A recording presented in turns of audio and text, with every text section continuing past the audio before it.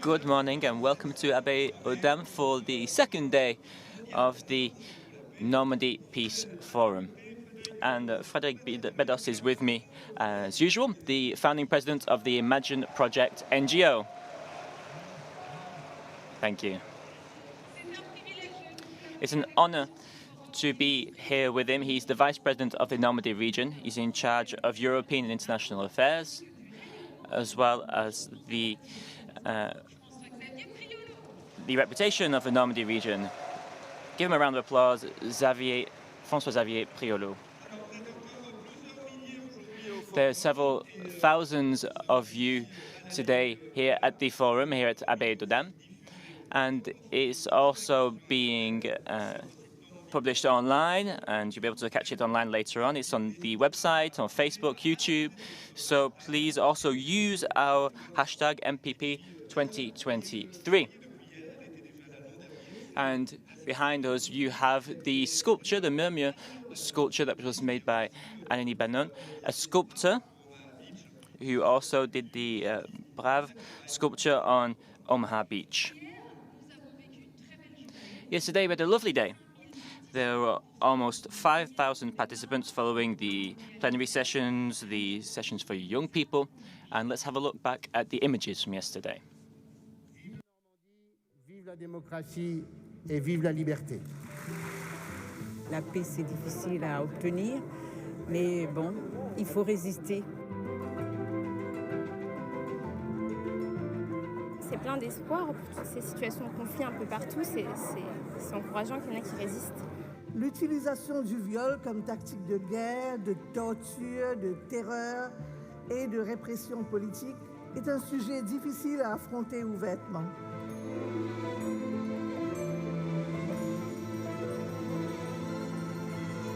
Les talibans arrivaient le 15 août 2021 et moi j'ai parti quelques jours après les talibans.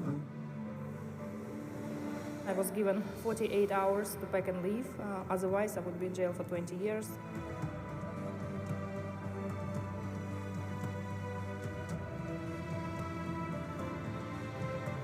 On ne peut construire la paix qu'en tenant compte du bien-être social.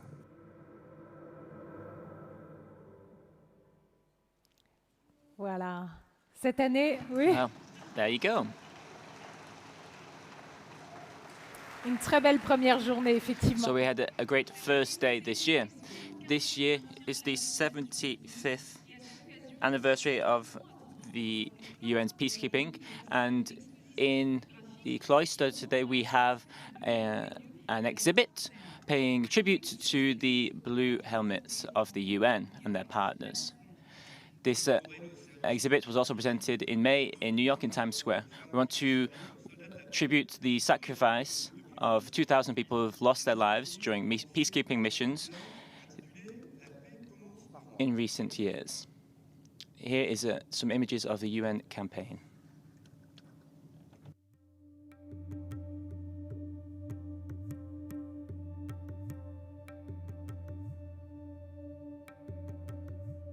Peace, like a smile, is a language everyone understands. When anger tries to bury me, and the word spins into chaos, I will remember that peace begins with me. When the night engulfs the earth, like the beautiful break of dawn, the stellar rise of the sun, I will remember that peace begins with me.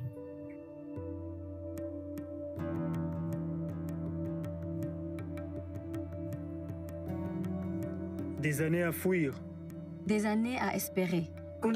Years hoping, continuing to live in war and exile. But once I was told that peace starts with you, so I've chosen to give in order to better receive. What would the world be if all hope was lost? For peace is what you fight for. Se battre pour la paix. Comme une bouteille à Fighting for peace like a bottle in the sea that has been launched from the desert. I share a message of peace during times of war. over countries and continents. Across colors and cultures. Wars and sculptures. It is not hard to choose peace. Peace is a pen writing conviction. Yet a pencil giving you a chance to start all over again. If you choose peace, Choisir. Choisir de garder la paix. Choose to keep peace when everything you've ever known is war. I've seen people coming from across the globe, leaving behind their families and their comfort. And when I see their commitment, I say that I believe. Peace is fragile, but my commitment is solid. I will give my whole life to peace. Si la paix commence avec moi, If peace begins with me, then the future is watching me. I'm ready.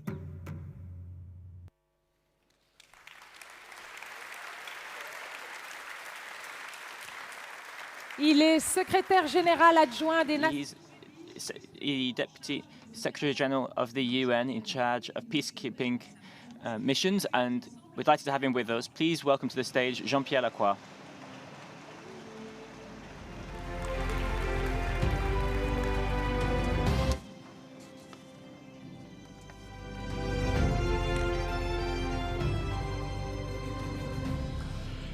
Merci de m'avoir invité. Thank you very much for inviting me here.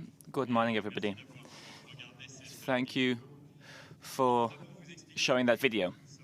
Let me explain who we are and who are the blue helmets.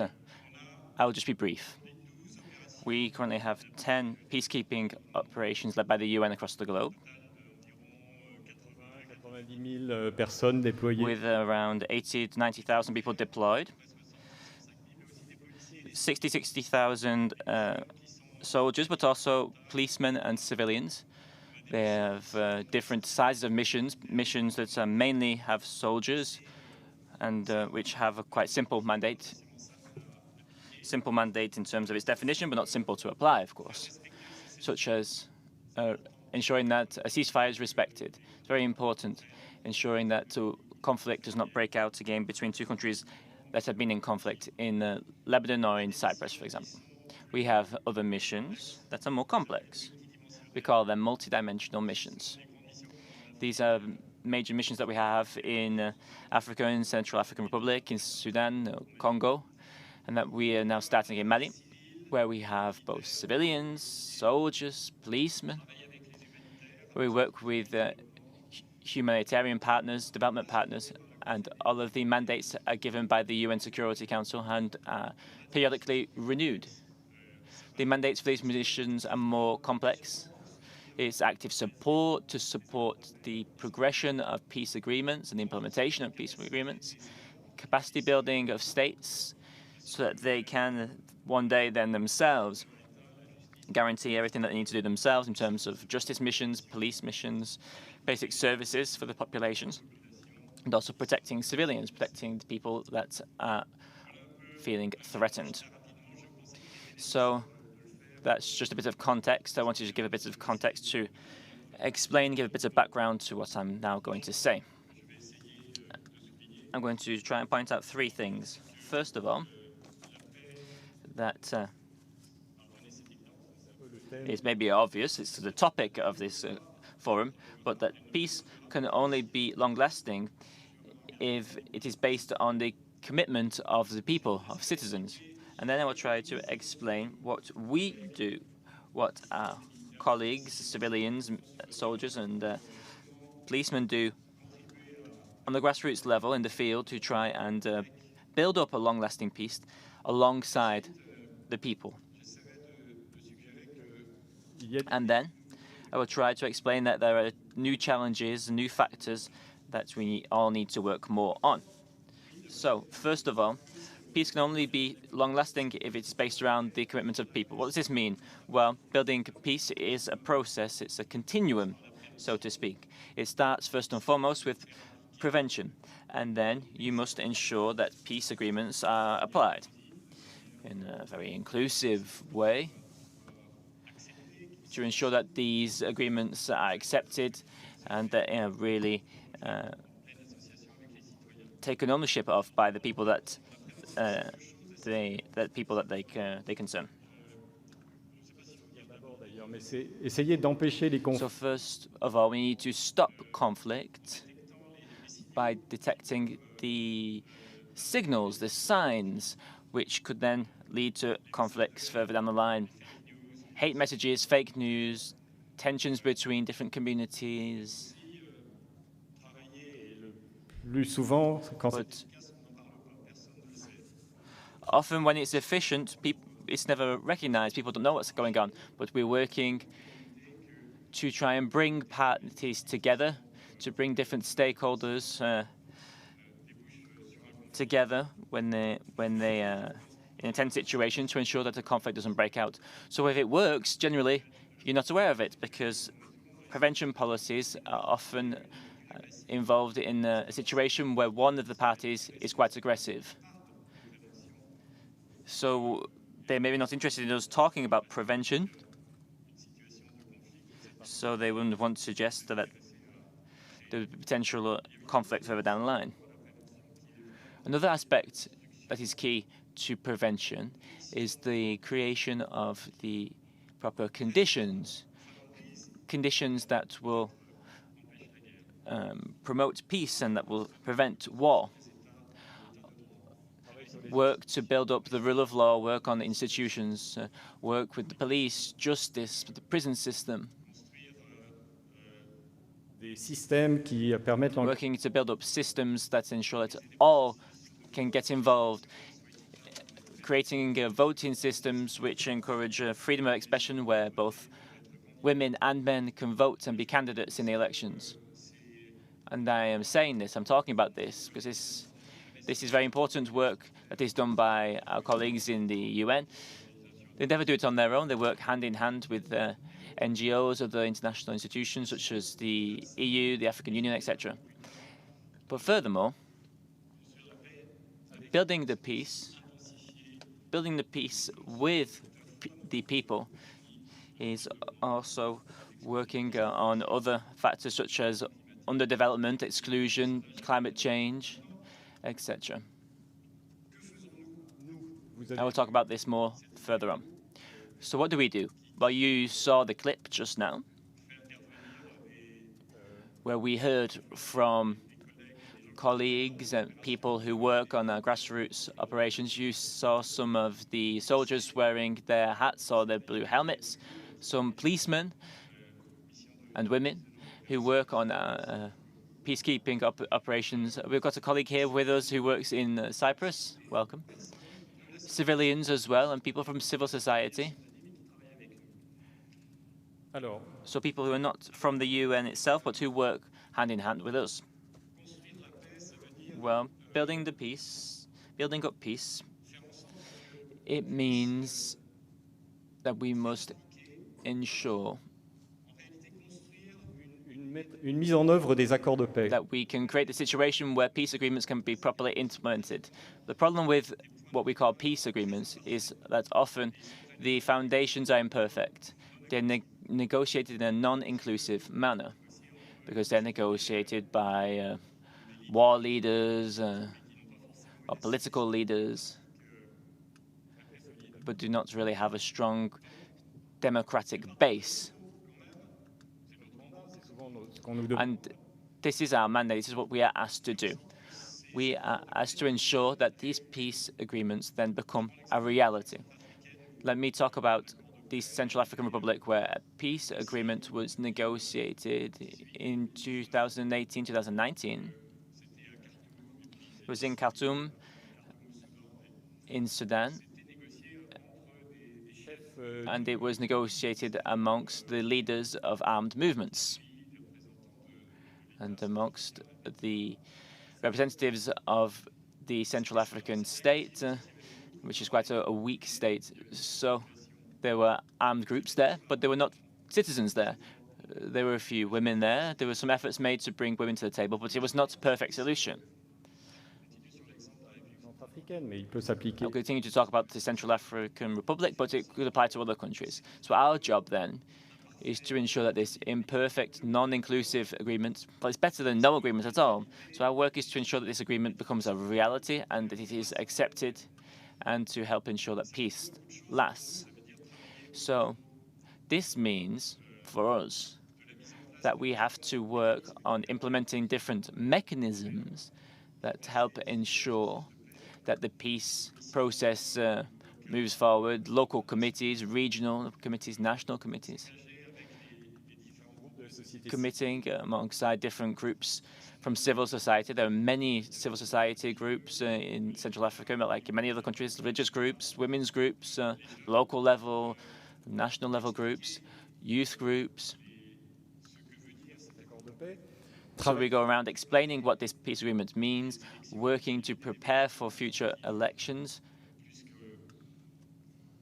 Further down the line in this country, there were things that happened that slowed down the implementation of this agreement, but try and ensure that elections are held and that the elections are as inclusive as possible, working also to ensure that there are accountability mechanisms, transitional justice, peace commissions, all of these types of things were planned for in this agreement in the Central African Republic, and this is always key.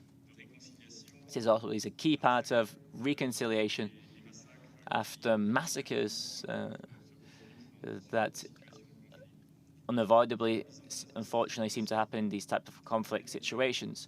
So working on the implementation of these mechanisms, working alongside all stakeholders to try and widen the base of this agreement as much as possible, and also, at the same time, trying to protect civilians as much as possible and to avoid hostilities breaking out again. So, secondly, what do we do in terms of building up institutions? This is an important mission for us in certain countries. In South Sudan, for example,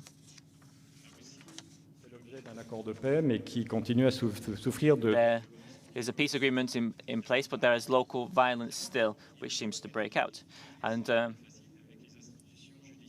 so we work with the justice system in the country to try and train and support the courts, with the idea of having mobile courts that can move around from village to village, town to town, to ensure that victims of gender-based violence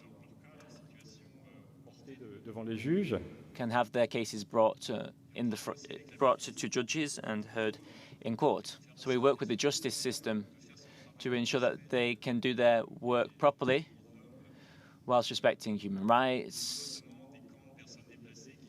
notably working in the camps for displaced persons and to help the people, including displaced persons, to protect themselves because they face certain threats from external violence from outside the camps, threats from armed groups, and with the help of better trained police, they can protect themselves from, notably from cases of gender-based violence. Let me give you a third example. Building a civic space, an inclusive space to allow all to talk, to speak out, to have a voice in places where civic liberties can sometimes be restricted. The space afforded to them is restricted either by the leaders of the countries, the authorities, if I may say so, or even in terms of their own capacities to express themselves. So our mission in these multi-dimensional missions is to have a radio to ensure that everybody can express themselves. We also use social media, and we often get a better audience on social media than via other media in these countries. We try to bring together different communities that tend to move apart when conflicts bring them face to face. In Kosovo, for example, our head of the mission in Kosovo, Caroline Isabé, is here. And her work is really focused on bringing communities together again, notably the Albanese communities in Kosovo, these Serbian communities. You've seen that there have been tensions recently in the northeast of Kosovo, where there is really a Serbian majority. So, as you know, Kosovo used to be part of Serbia and succeeded. It has become a state which has been recognized by many countries, but not by all countries. But there is still tension between these two very strong communities. There are political efforts to try and find a long-term solution to the situation in Kosovo. This is a process which is led by the EU, and the UN supports the EU. So we work on bringing the communities back together to avoid a situation where the communities break apart, where there is mistrust, and this is often very present in these situations. We work with young people, we work with women as well. I was involved in the forum on this topic, and there are other minorities which are often very marginalized in Kosovo, and they also need to be given an opportunity to speak out.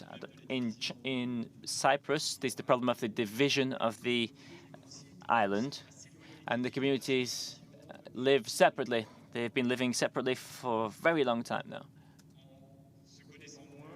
So that due to the fact that they do not know one another very well, they do not trust one another because of this. So this creates an even higher barrier in terms of trying to create an agreement on the situation in this country. Again, with our mission in Cyprus, we do a lot of work to try and ensure that the two communities talk to one another, the Greek Cypriots and the Turkish Cypriots, bringing together women, young people, and all those who could help to bring the communities back together. Again, I've been talking about women and young people, and this is the last point I'd like to focus on. Because in the field, at the grassroots level, we try to focus on the situation of women and young people as much as possible, because women are often excluded from peace processes, from the negotiations on peace agreements, from the implementation of peace agreements. So to build a long-lasting peace, we need to focus our efforts on their commitment, on the commitment of women. So, as I was saying just now, we can do this by bringing in women's movements that are often numerous on the local national level, involve them in political processes. In the Central African Republic, we did lots of work to ensure that women can be registered as voters, and so it can also be candidates, that they have the legal possibility to be candidates, and that they have actually the means to do so, that they can express their point of view in front of people, and that we give them support in terms of access to media, in terms of support for traveling around, things like that. And we've also encouraged the emergence of legislation which encourages a minimum amount of representation of women in different bodies. We did this in Sudan, in the Central African Republic, etc. And the results are okay. These measures have often become laws in the country. They ensure a minimum representation of women that would not exist without these laws, but it's not at an ideal level. There are still many obstacles and limits to this representation. And it's the same for young people, really. There is the importance of involving them in these processes, which they were not involved in the past. They are really motivated. We see this everywhere. The same thing for women as well. They are very motivated to get involved, and they are often have a lack of means, channels for expression. So to see how we can do this with our different capacities in these different countries. So the last thing I wanted to say was about the factors which lead to conflict, the emergence of conflicts. And there are certain things that we need to work on more and more with the local people. We see the impact of climate change, for example, in terms of the emergence of conflicts. You can see this in many different ways, but the lack of natural resources, growing populations, it creates tensions, and it's difficult to deal with these issues. The multilateral system is fragmented, maybe don't have enough resources, but there are conflicts between farmers, livestock farmers, and this creates lots of tension. So we want to be able to lead projects with our partners, talking about the impacts of climate change on conflict here, but of course the fight against climate change in general is very important. Criminal activities have an impact on natural resources, traffic, smuggling of drugs and human beings. These are key factors that are difficult for us to deal with. We need to be better equipped with more resources to be able to properly tackle this.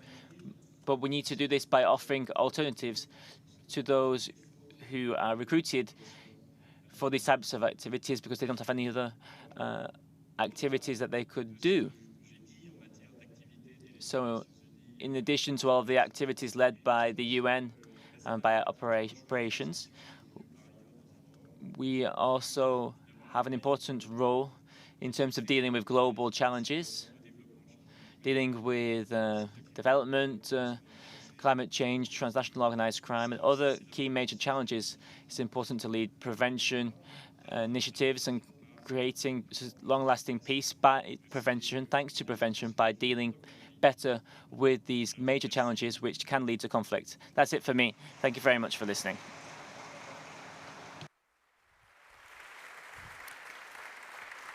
Merci beaucoup Jean-Pierre Lacroix, et c'est vrai que l'intérêt de notre forum, c'est de comprendre. The interest of our forum is to understand how peace is being built, and you've given here some principles to ensure that peace is not a peace on paper, but a sustainable peace.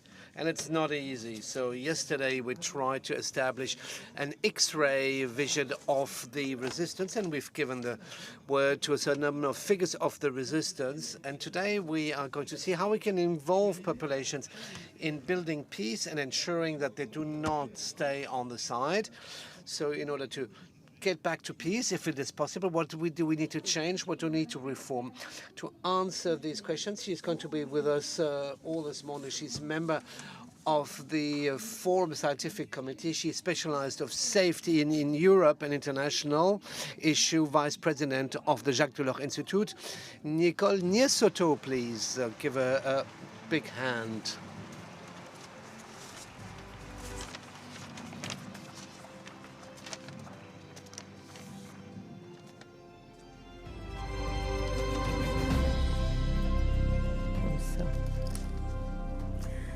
Bonjour. Hello to everyone, which I cannot see because of the lights, but I know you're here. Can we build peace without the people, above their heads, or sometimes even against peoples? Well, the answer is yes. This is what we have done for centuries and centuries. That does not mean we need to continue doing it, but it's absolutely what we have done for centuries. And if there's one word in literature that could summarize the situation, it would be the famous Bon Appétit, Messieurs from Ruy Blas in Victor Hugo. He is a servant who becomes Prime Minister of Spain, of the King of Spain, and one day he comes into the council and he sees all the big authorities in the kingdom, and they're carving up the kingdom, and he says, Bon appetit, ladies and gentlemen. It's really the sentence that represents these facts that the powerful, they carve up their interests against the people. So this is really a common history. If we want to change our way of building peace in the coming years, we need to learn from that. Other examples which you maybe have heard in the history lessons, the Vienna Congress 1815, France is defeated, Napoleon lost, and the big empires of the time, Britain, Russia, Prussia, and Austria, they are going to carve up Europe against the nationalities, against the revolutionary nationalistic movements that will be emerge in 1848. But the Vienna Congress, it's kind of a caricature of the way how diplomats built the peace, the princes, the lords, on dinner parties, on affairs and balls, and it comes out a 300-page document where you give Belgium to Netherlands, you take a piece of Lombardy and you give it to Austria, and doesn't matter, the millions of population suddenly change nationality. If you like literature, you've probably read the novels by Joseph Roth, the Radetzky March, which is absolutely symptomatic of these forced displacement of populations by the wills of these authorities to exchange territory. So you have this sentence during the Vienna Congress that really shows how the authorities back then and the powerful did not care about the people, on which Metterling would say, Italy is just a geographical expression. All this, of course, is going to blow up in 1848 with the different nationality conflicts. But we can see that the traditional practice is to build the peace over the head of the people when you're more positive, or against the peoples when you are more negative. If you want to see how things evolved, I want to quickly offer you to do a comparative history of the way the people have worked in the wars and how they've behaved in the peace. And you see, it's not the same. And Bertrand Badi has mentioned it yesterday. In the wars over time, there is a phenomenon of ownership, if I could say so, of the war by people. At the beginning, war is a more aristocratic activity, and it's done by professionals. It's the centurio in the Roman legions. It's the knight during the Middle Ages. Then you have the aristocrat during the monarchy in the 18th century. So these are professionals doing the war. They're doing it against the people because the people suffer from the war. But the people are not enlisted as soldiers. It's a noble activity. You can't let that to the underclass. This changes with the French Revolution. In the French Revolution, it's the Directoire who invents what we call the conscription army. the Directoire, the revolutionary government is going to create the conscription army for young people from 20, 25 years. You have a 5 years military service with this fantastic sentence. Each Frenchman is a soldier and needs to defend its homeland. And this idea that the people become actors of the war, this lasts until Jacques Chirac, 1995, where the French Republic president, because the world has changed, the Soviet menace has gone, decides not to abolish the military service, but to suspend it. So we see more time that the people are going to become stakeholders of the war. And of course, after the conscription army, after the Republican conscription army, you will have the 2 world wars, where we'll have not a conscription by age. We have a general mobilization of entire population. So it's the entire nation that takes up arms, that resists, like what we're seeing today in Ukraine, where the entire Ukrainian people is resisting against Russia. And so the people have become soldiers, all the chiefs, the armies, the generals. They are sometimes in the front line or sometimes in the back, but it's the entire people that fights, that bleeds. I remind you, 2 world war, over the 40 million dead. But when we look in parallel at the history of the peace, the history of how people have built peace, we do not have absolutely the same progressive building of peace by the people. The people has always been excluded. There's no historical phenomenon of the ownership of peace by the people.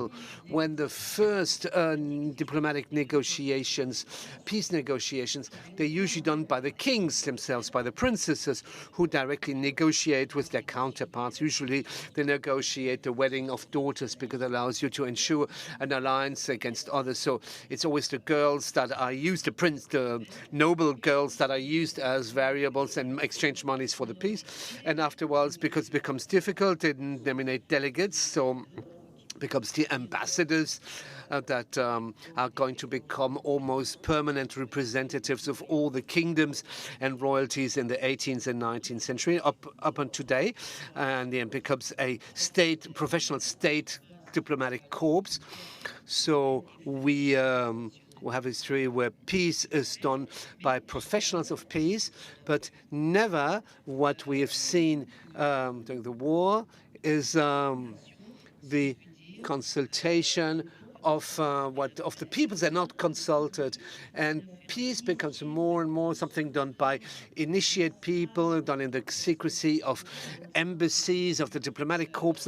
Nobody knows about it. The most caricatural thing is the Sykes-Picot agreement, where the most secret, the French and British are going to carve up the Ottoman Empire and the French. It's a complete secret agreement. It's only the Soviet in 1919 that are going to reveal this agreement that sees such a scandal for the entire international opinion that it's going to become one of the first things that Wilson did in the 13 points of President Wilson when he initiated what was called collective security. The first point of Wilson, this is what he wrote. He writes, the program, the only possible for us is first one. Peace conventions need to be done in full transparency. There will be no bilateral secret agreement between nations, but diplomacy will always be open and in the sight of everyone. So we can really see the evolution of more transparency, more democratic, not yet democratic, but more transparency. And it's from this moment on that we are going to start thinking about the interaction between the people and peace. But it was very long. At the same time as the Sykes-Picot agreement, the Versailles Treaty to end the World War I. Well, the Versailles Treaty is a treaty that was negotiated in order to make an end to World War I, but without Germany. That means the winners sat around the table and Germany was not allowed to participate. It was a treaty that was imposed to Germany. Okay, we can discuss about the follow-up on the Versailles, but the idea was basically it was the winners basically decide on the agreements. So after this quick historical overview to show you that the people have become actors of the war, but while the people have never been able to become actors of the peace and the peace negotiations, only with this vague Wilsonian request for transparency and public work in the diplomatic field. What is the situation today? Today, in this world, have we moved on? Yes, as far as the principles are concerned. As you know, the United Nations, they have two important principles to maintain peace and international security. One is the integrity of borders, and the second is the right of people to decide on their own future. In the decolonization, of course, they're going to use this in order to achieve the independence of former colonies. Sadly, the United Nations do not specify which one is most important.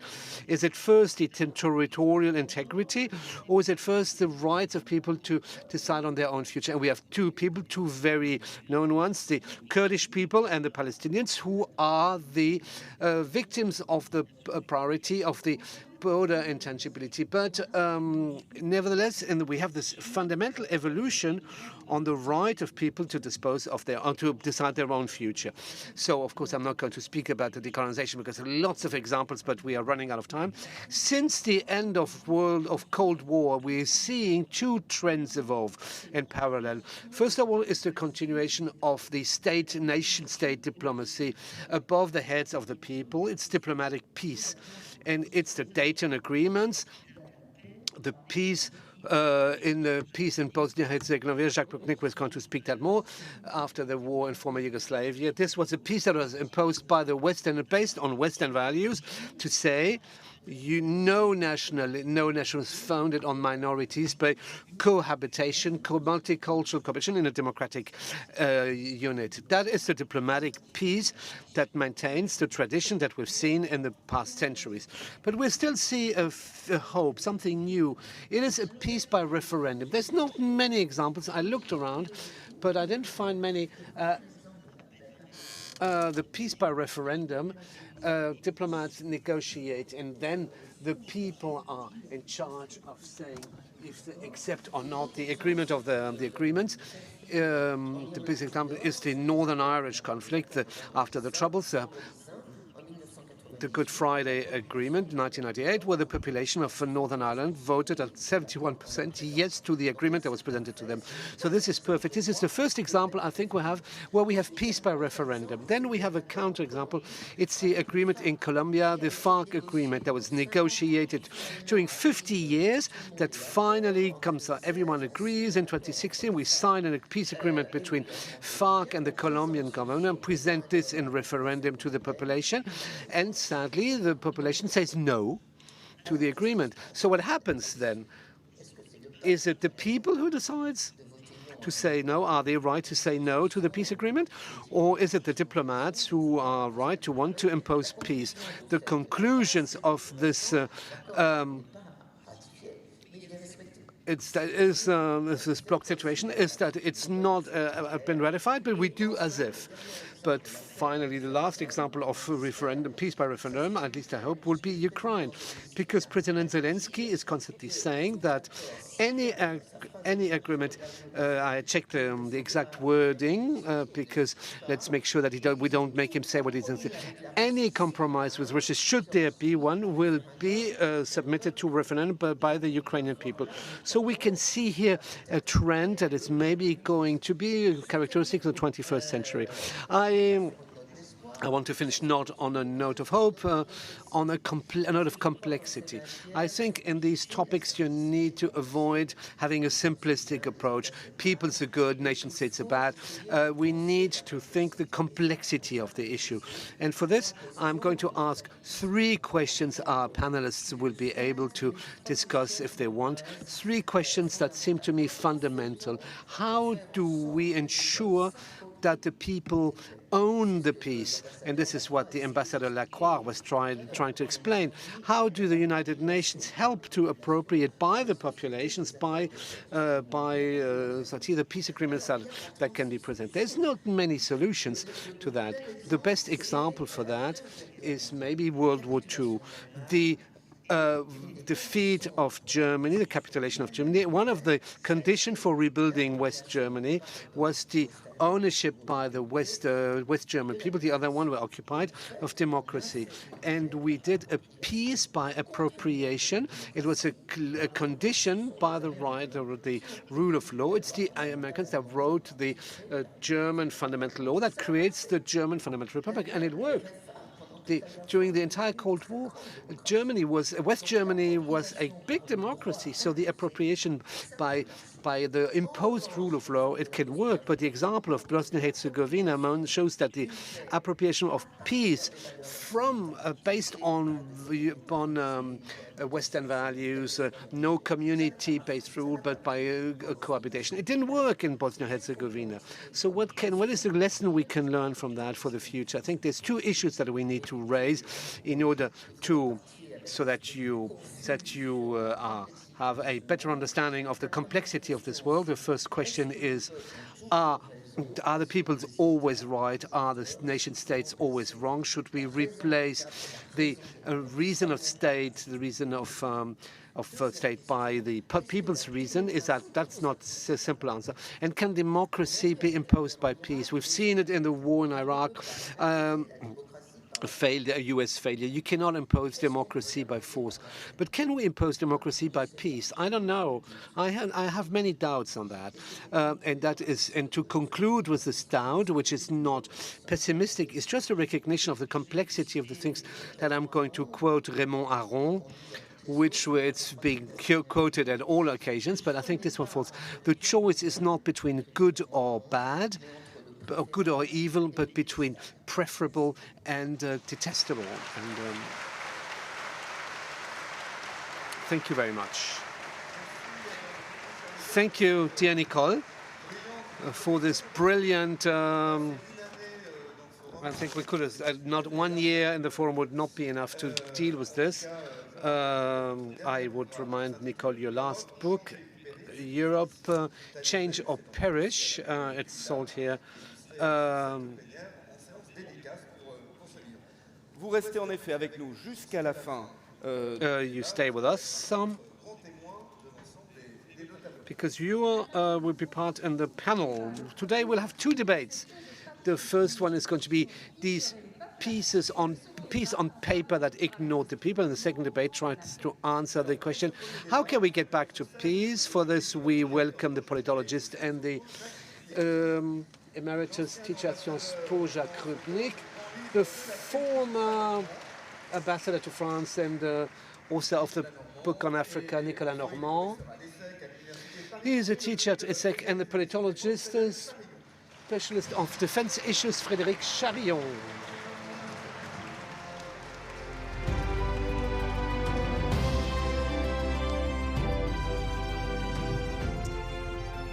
Bonjour à tous. Alors, on va essayer. So, somebody stole Nicole's pen. Please give it back.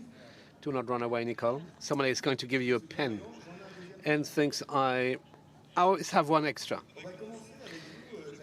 Jacques Rupnik, we already mentioned it before, and Jean-Pierre Lacroix mentioned it too, about the Kosovo, the issue of Kosovo. You have worked a lot on the peace process in the Balkans as the executive director of the International Commission of the Balkans. You were also a member of the Independent National Commission on Kosovo.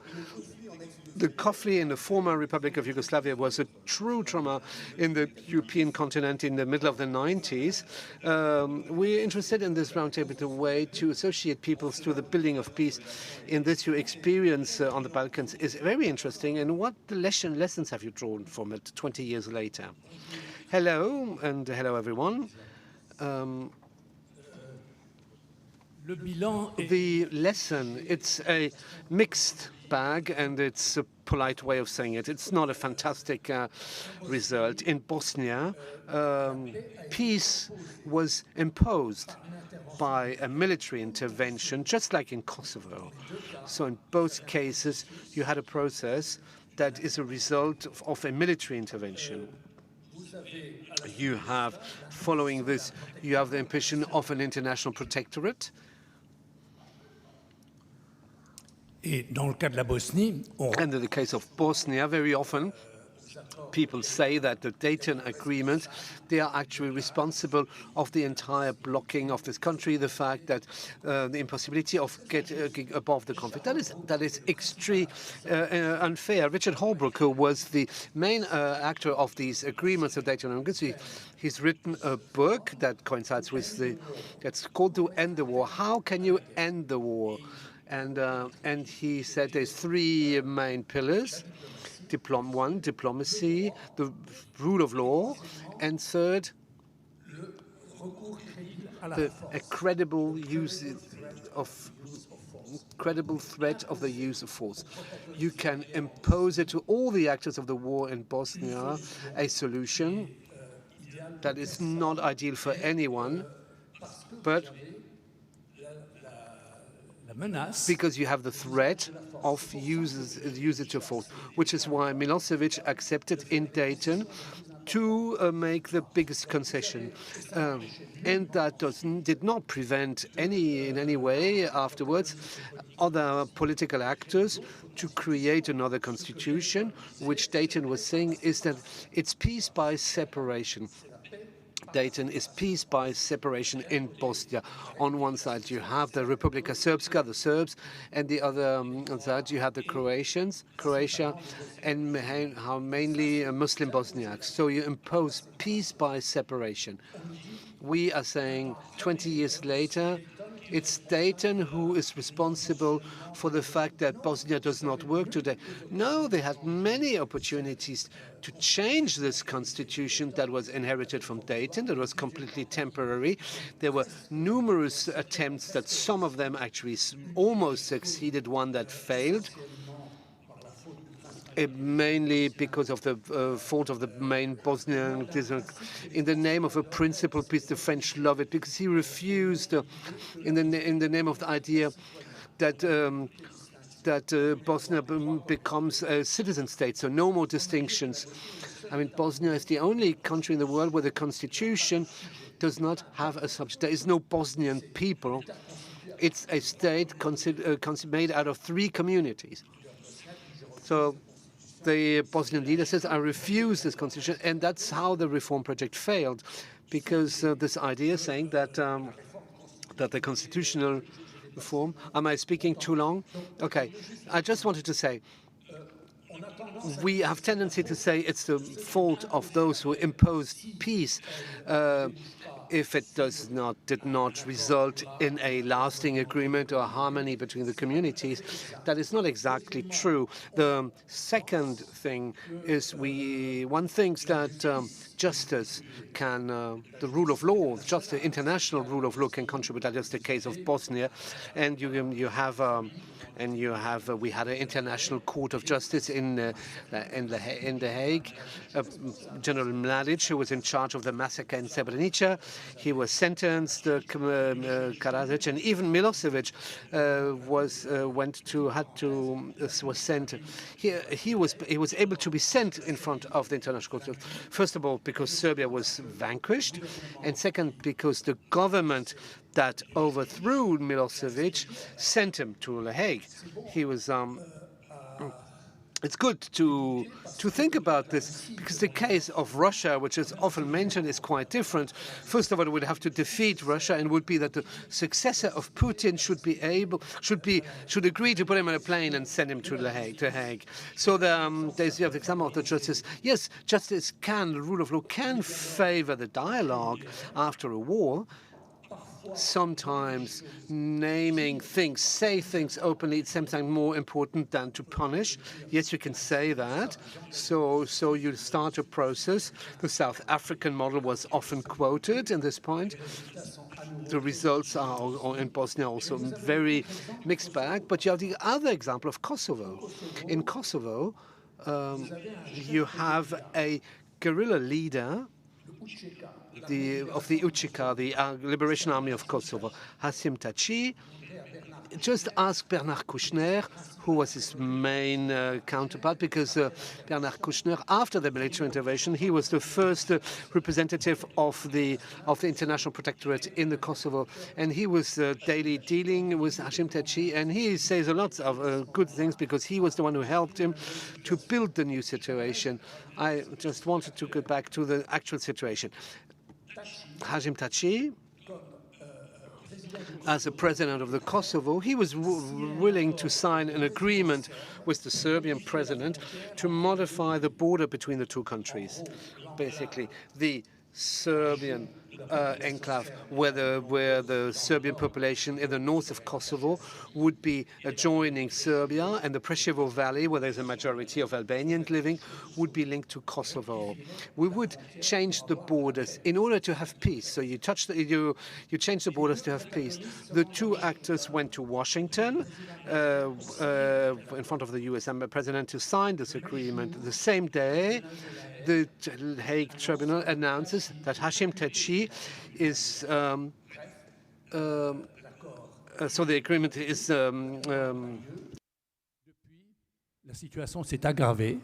discharged by the tribunal, and that, of course, killed the agreement, and that, of course, has a vast influence.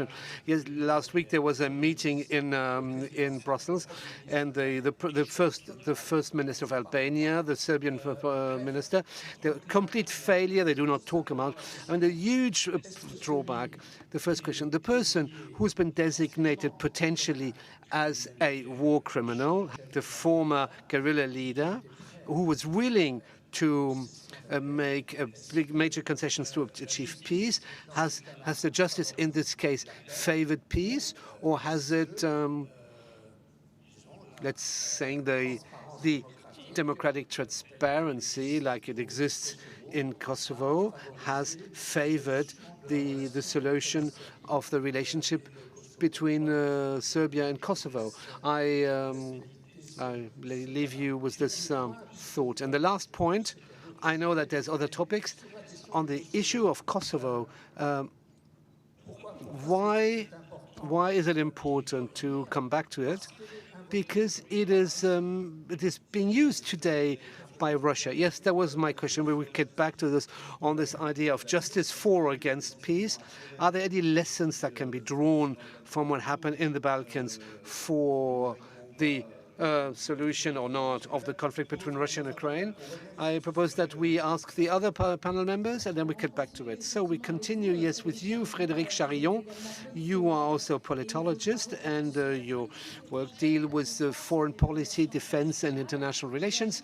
I also wanted to add that since 2015, you directed the Strategic Institute of the Military School, of the Army School. We all have examples of countries where major powers try to impose peace militarily, and usually it was a violent failure. We think about Afghanistan or Iraq, USSR, or the US. They had to leave in failure. A huge waste of time and lives and resources. I'm always very happy to be with you here. The difficulty of very long time we lived in the history with the idea that basically the nation states make war and the people then have to support it. Then we go over to an idea, not that right, that very often it's the states want to make the peace, and that's usually the peoples who do not want to make peace anymore, because they, which can sometimes understand. You have people saying, I've lost everything in this conflict. I lost my family. I lost my house. I know I will not forgive. No, I will not forget. No, I will not get over it. We hear that sometimes, this type of example. The difficulty today is to know if do we have people that are warlike, that are nasty and nice states that want to make peace. That is not as easy. It's more complex than that. Early on, when the video, there was something very interesting. There was a woman saying, it's not difficult to choose peace. Intellectually, yes, she's right, theoretically on the rational point of view. But it's not as easy as that to choose peace. Actually, we have a certain number of political leaders who have been killed for having chosen peace. It's not easy to choose peace. It's a whole group of conditions need to be accepted. Let me give you one example. I was 30 years ago in the Middle East when there was this famous handshake between Itzhak Rabin and Yasser Arafat around Bill Clinton after the Camp David agreement. Here we had an example of a state, at least around a head of state, that was pressuring peace. I was in Jordan back then, and I remember we could see it on both sides, on the Israeli part and the Arab and Palestinian and Jordan. Jordan had also signed an agreement with Israel the coming year, and we had I saw the resistance there was within the populations on. Is this going to be beneficial for us? Is this going to be good for us? This peace? If peace starts with economical reforms in which we are going to lose, is this worth it? On the Israeli part, we're saying, yes, okay. They were speaking about a Middle East agreement, lots of very virtuous agreement in order to get the counterparts to work together. On both sides, there were resistance. On both sides, there were even people saying, oh, this is treason, anyone accepting this will be a traitor. It was not easy to accept peace. Sometimes it's much easier to let hate flourish or vengeance rather than accept all the conditions, the effort, the personal efforts that you need to make when you want to make peace. That is all the difference that is the ceasefire peace and the positive pieces. There's many students here that have probably heard of that. There is peace and peace. A peace in terms of ceasefire, so the interposition force, or we ensure that the weapons shut down or stop shooting. But that is peace, but is it sustainable? Can we do peace without people? The positive peace, it's already reconciliation. Do we have many examples of reconciliations, of true reconciliations, lasting positive reconciliation? It's not easy. Of course, we have the French-German example. The French-German example is not applicable to everyone. Very often it's been used as a model, and it was right because it was a fantastic thing. But the context was very particular. We came out of a devastating war. Everything was back on the table. There were some clear winners. Nobody wanted to fight anymore. Can we make a positive peace reconciliation in any international configuration today? I do not believe it. We've progressed a lot. There's lots of technique together. There's think tanks, there's NGOs that work a lot on that. We've elaborated a number of concepts, for instance, the reform of the security sector, where you say you cannot re-establish peace in a country without rebuilding country, and particularly the security forces, police, army. If we look at the violent coalition actors, we not be able to have peace. We have the famous disarmament, small arms, and reconversion of combatants. All this requires lots of time, lots of money. So to conclude on this point, I would say today we cannot build peace without the people. We should not think that making the choice of peace, it's the easiest, and it basically falls under a logic, and that people only aspire for peace. Yes, they wish to have peace, but not at any conditions, and it requires lots of time and investment. So yes, it's a long process. The people need to be in a mature situation, and we need to support them with educational support in a way. Yes, but we cannot put the burden on their shoulders. These people are often not ready. It's another mistake that we should avoid making as well. Nicole Niesotto was talking about the complexity of the situation, wasn't she? So, to talk to you, Nicolas Normand, you were the ambassador to Mali, Congo, and Senegal. Yesterday, we were talking about the different disruptions in the African continent. And when we look at the role played by the people, we see that this is interventionism by foreign powers, jihadist groups, private militia. So the people themselves, I know there is an important nuance to make in terms of people, populations. The populations not shaken up by different private interests. Well, to answer this question, we have to think about the security situation currently on the African continent. Let me talk about the sub-Saharan area, the 48 countries that are south of the Sahara. There are huge areas where the state is completely absent.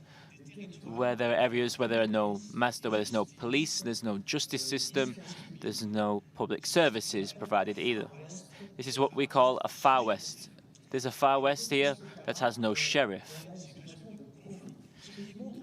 So in these situations, you have often conflict situations. So peace is often ensured by the state. If there's no state, there's no police system, there's no justice system, and human passions are given free expression. There's two types of passion: a feeling of injustice, a feeling which means that armed groups form to get out of situation of distress, of injustice, and other armed groups form due to a desire of greed, of conquest, power. Thomas Hobbes, a philosopher, talks about this in the 17th century. And in Scotland, they saw these passions back then.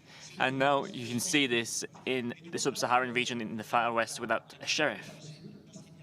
In such situations, peace is not possible because there's no state to ensure it. I don't think this was outlined enough up till now, the important role of the justice and police system. There's also a cultural barrier. There needs to be strong culture to ensure that people do not pick up arms when there is no power there to stop them from doing so. There's another case of conflict in sub-Saharan Africa, fight for power. Even when there is a state there, if there's a fight for power, then if there's no democratic institutions there to solve the conflicts, conflicts are resolved via strength, via power. This is what happened in South Sudan. When the country became independent, the main war leaders had no culture of negotiation, no culture of how to dialogue. So it was just a matter of strength, and this created a civil war. In Ethiopia, an ethno-federal system, the question was, who is going to govern this country of 100 million people? An ethno-federal state means each state represents an ethnicity, a culture. So there was war between the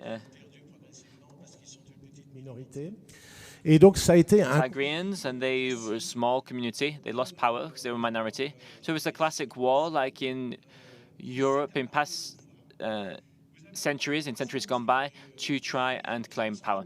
And there's another type of conflict. If people were involved in institutions, this would have avoided this situation. In democratic countries, it's by votes that we avoid situations. So there was a head-to-head clash between armed groups of the different factions. This is what is happening now in Sudan.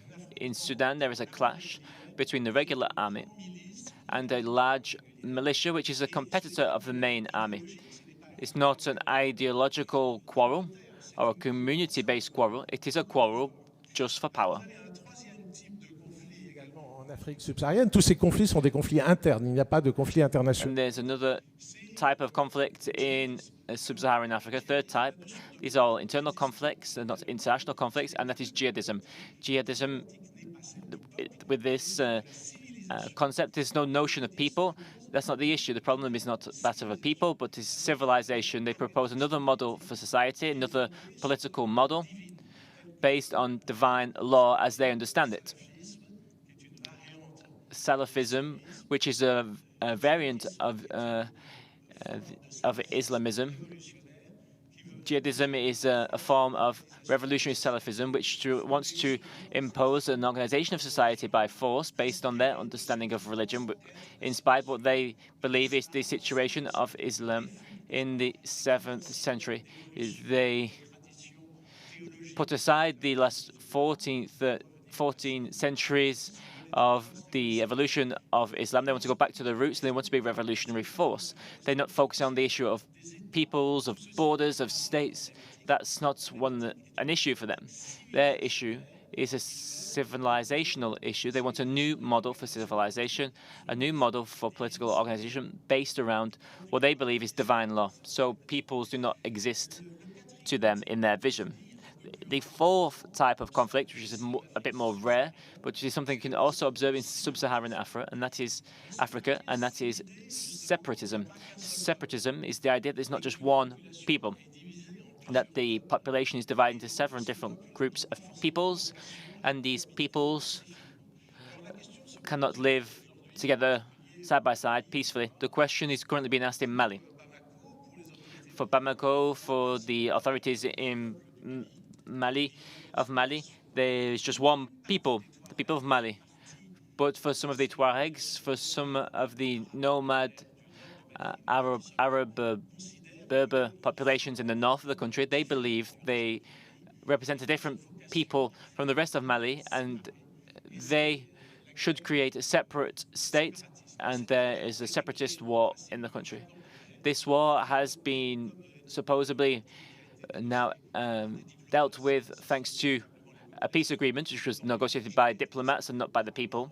It was never discussed in the Malian parliament, so it was an agreement like the Vienna Convention in 1875. The people were not involved. The Malian population, the Malian people did not support this agreement, and the Tuareg and the Arab rebels that had signed this group were armed groups, and they did not represent either the populations of the north. So that is the main reason why this agreement did not work. Thank you. Frédéric Charion will have to leave in a few minutes, because he has his train booked. So let's turn back to you, Frédéric. You deal a lot with the topics of foreign interference. You published a book last year called War of Influence. So we'd like to hear what you have to say, following up on what Nicolas Norman just said. Influence is not always about external influence. As regards the words we are using, so we say peace without people. What type of people are we talking about? How can you define what is the people? In the Western Sahara, who is the peoples of the Western Sahara? Talking about New Caledonia as well, yes, a situation there. But when they say we're going to let the Palestinians vote, who are they? This happened in 2006. When you're saying in terms of Lebanon, it's the same situation. When you talk about the notion of civilization, it's also an issue. When you talk about civilization today, you think of Huntington and his notion of civilization. In his notion, doesn't really define civilization. Maybe some of you know of Huntington's map of civilizations. There was a Western civilization, which looks like NATO. There's a Muslim civilization. So here's civilization equals religion. There was South African civilizations, South American civilization, sorry, a Japanese civilization. Just one country is a civilization. It's not very clear. So you have to think of definition of terms when you say there's no peace without peoples. And when you talk about influence, the topic you deal with and the topic I've looked at in my book, there are different ideologies between powers to try and convince the peoples that are different from other groups of people, or maybe incompatible with other groups. And there are entrepreneurs of identity behind this. So they say often that there are two ethnies, so there is a war between them. So why was there war in Yugoslavia?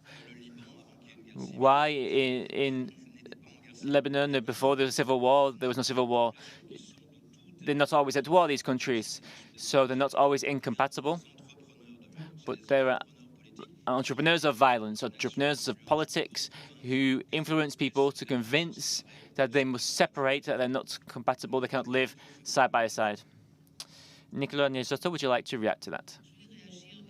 Yes. I just wanted to quickly respond to that. It's something we've not talked about. We've not talked about the word failure. I'm not a diplomat. I'm getting older now, so I'm not in charge of any particular association institute. So a lot of peace agreements fail. Let's talk about Sudan. I like Bernard Kouchner a lot, but I was at the EU when Bernard Kouchner called for a European intervention to protect the refugee camps on the border between Sudan and the Central African Republic. The problem was that the international community was powerless faced with these massacres, so we made peace by separation and created two Sudans which hate one another. The traditional Sudan and South Sudan, it was simple, they hate one another, so we'll separate them. And the result now is that South Sudan is the worst state in terms of genocide in the world. They live just with massacring their own people.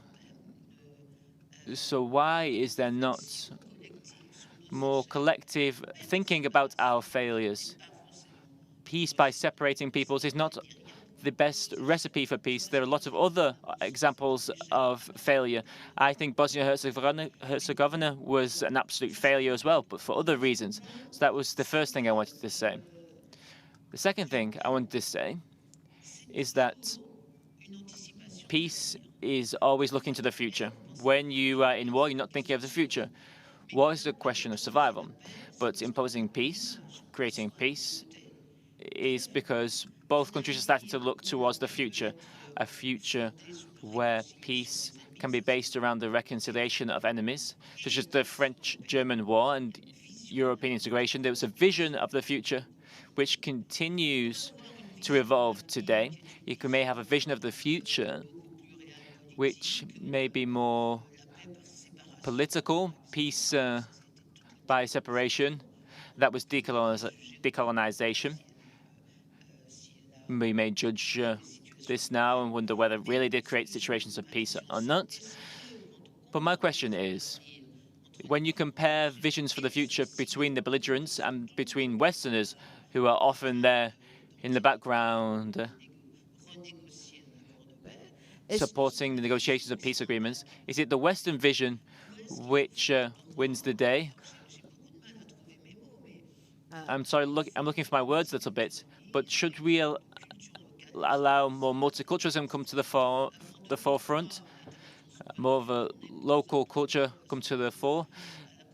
So Afghanistan, when the Taliban were defeated, we imposed a model. We imposed on Afghanistan, after a terrible war, a vision of the future which would never really take root in the Afghan culture. It had no chance. I'm not saying that they will never have peace someday, but I think Westerners should consider their feelings of superiority when they're helping peoples to reconcile.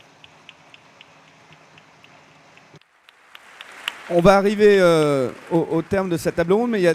We're getting towards the end of this panel session, but we have two questions that we would like to ask to you, Mr. Norman and Mr. Obnik. Mr. Norman, what lessons could we learn from your situations in Kosovo and the Balkans in terms of learning about Russia? There's a question of justice as well. You're saying that justice is necessary, but it's not enough all by itself. So for the populations need to have a feeling that peace is fair in order to ensure that the peace is long-lasting. Yes, absolutely. There is no peace without justice. We heard this during the situation in Bosnia in the 1990s, and what we're hearing now in Ukraine today. Yes, that's true. Une justice qui vient d'où? C'est la justice. Where does justice come from? Is this international justice? And right away, you should ask the question of, is this the peace of the winners? In ex-Yugoslavia, there was a criticism from the Serbian side of things that's saying you're only bringing Serbians to court. So the majority of the crimes that we were talking about were committed by the Serbian side of things. The worst was the Srebrenica massacre, of course. And international justice C'était le tribunal pénal. I think that was where international justice became legitimate. We're judging South African leaders who was not involved in European quarrels. Sorry, the judge was a South African judge, and he knew how to avoid civil war in difficult situations, such as following the apartheid era in South Africa. So international justice can help, because justice within the countries themselves, the systems weren't strong enough to provide real justice. So it is justice by substitution, but this should not stop the internal justice systems strengthening in the countries concerned. You should also not consider just the country that you consider as being the guilty party, Serbia, in this situation.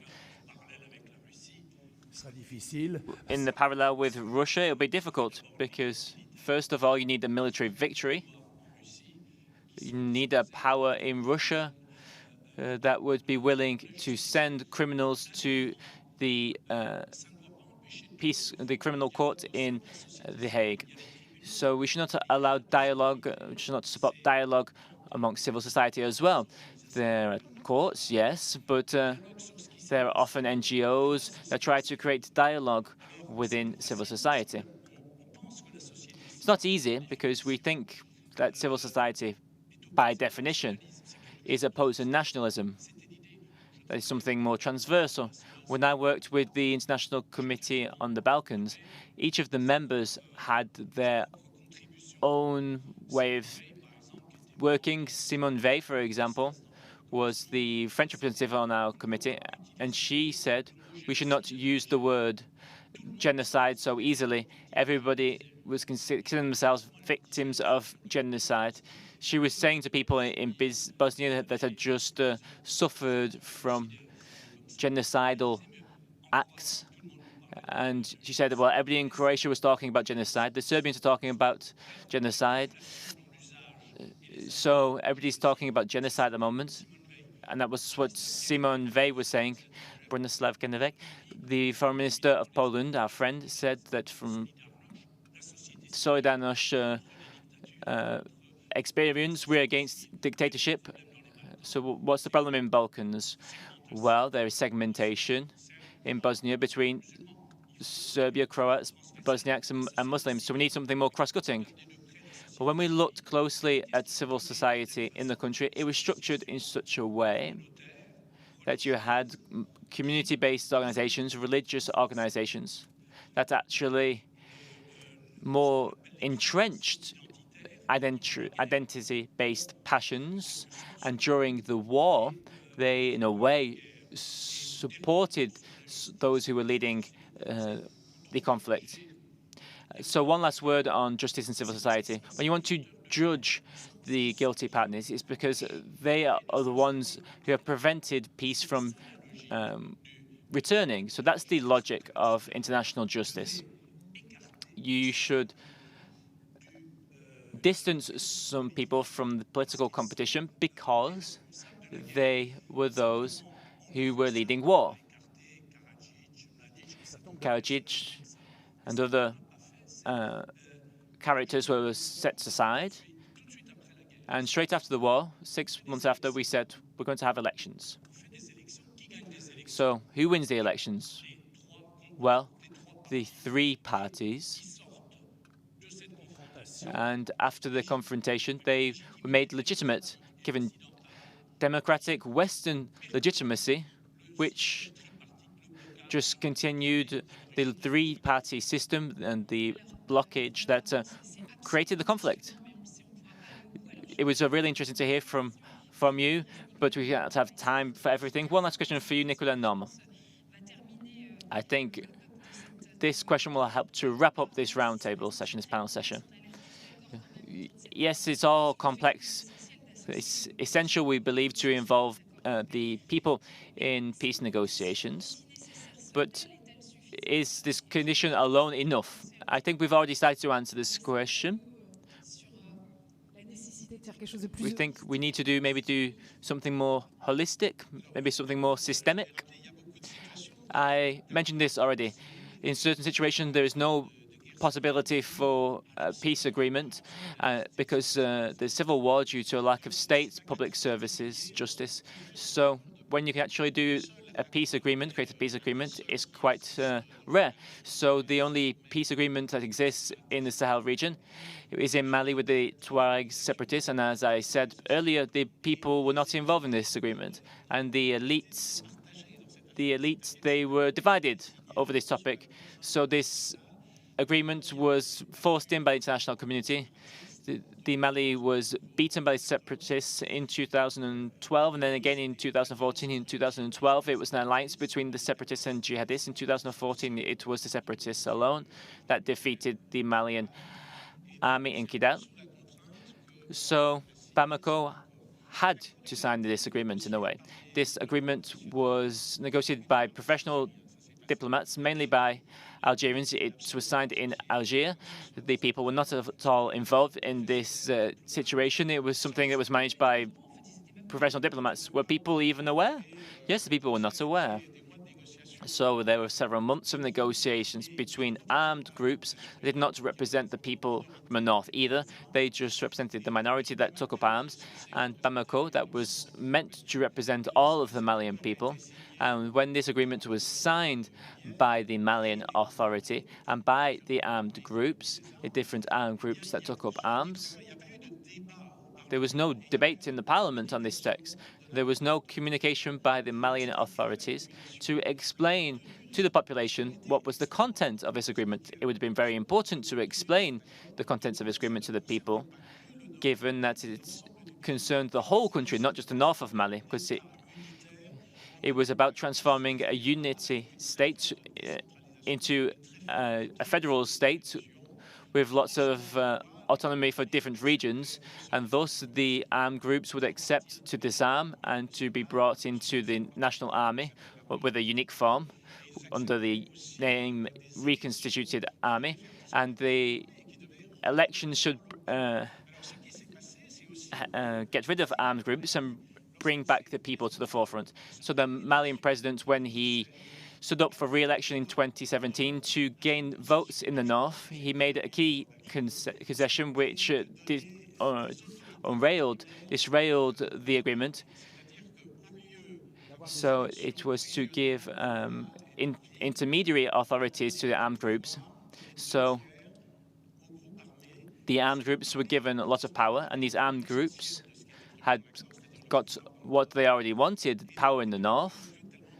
So there was no real reason to have extra concessions, and they didn't really need to disarm. So Bamako, because they didn't really have the support of the population to apply the agreement, so the agreement failed, and Mali asked the MINUSMA force to leave. So that's when we realized the usefulness of the UN force, because it separated the armed groups from the Malian authorities. They separated them and avoided hostilities from breaking out again. There's still a few blue helmets there, but where they've left, we saw that straight away the conflict broke out again, the war started again, because the fundamentals of this agreement were not really shared by the people, and they were not even shared by the elite in the country, in Bamako. Not just the people, even the signatories were not there in good faith. So that's a good example of the topic, and Frédéric Charion said that yes, it is complicated to define what is a people itself, and Jean-Pierre Lacroix has also talked about this. He's listening to us carefully. Let's give a round of applause, please, to our panelists.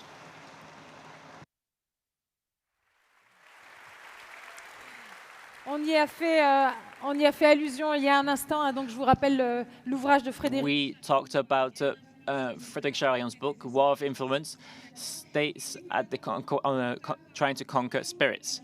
And here we have another book, the Big Book of Africa by Nicolas Normand.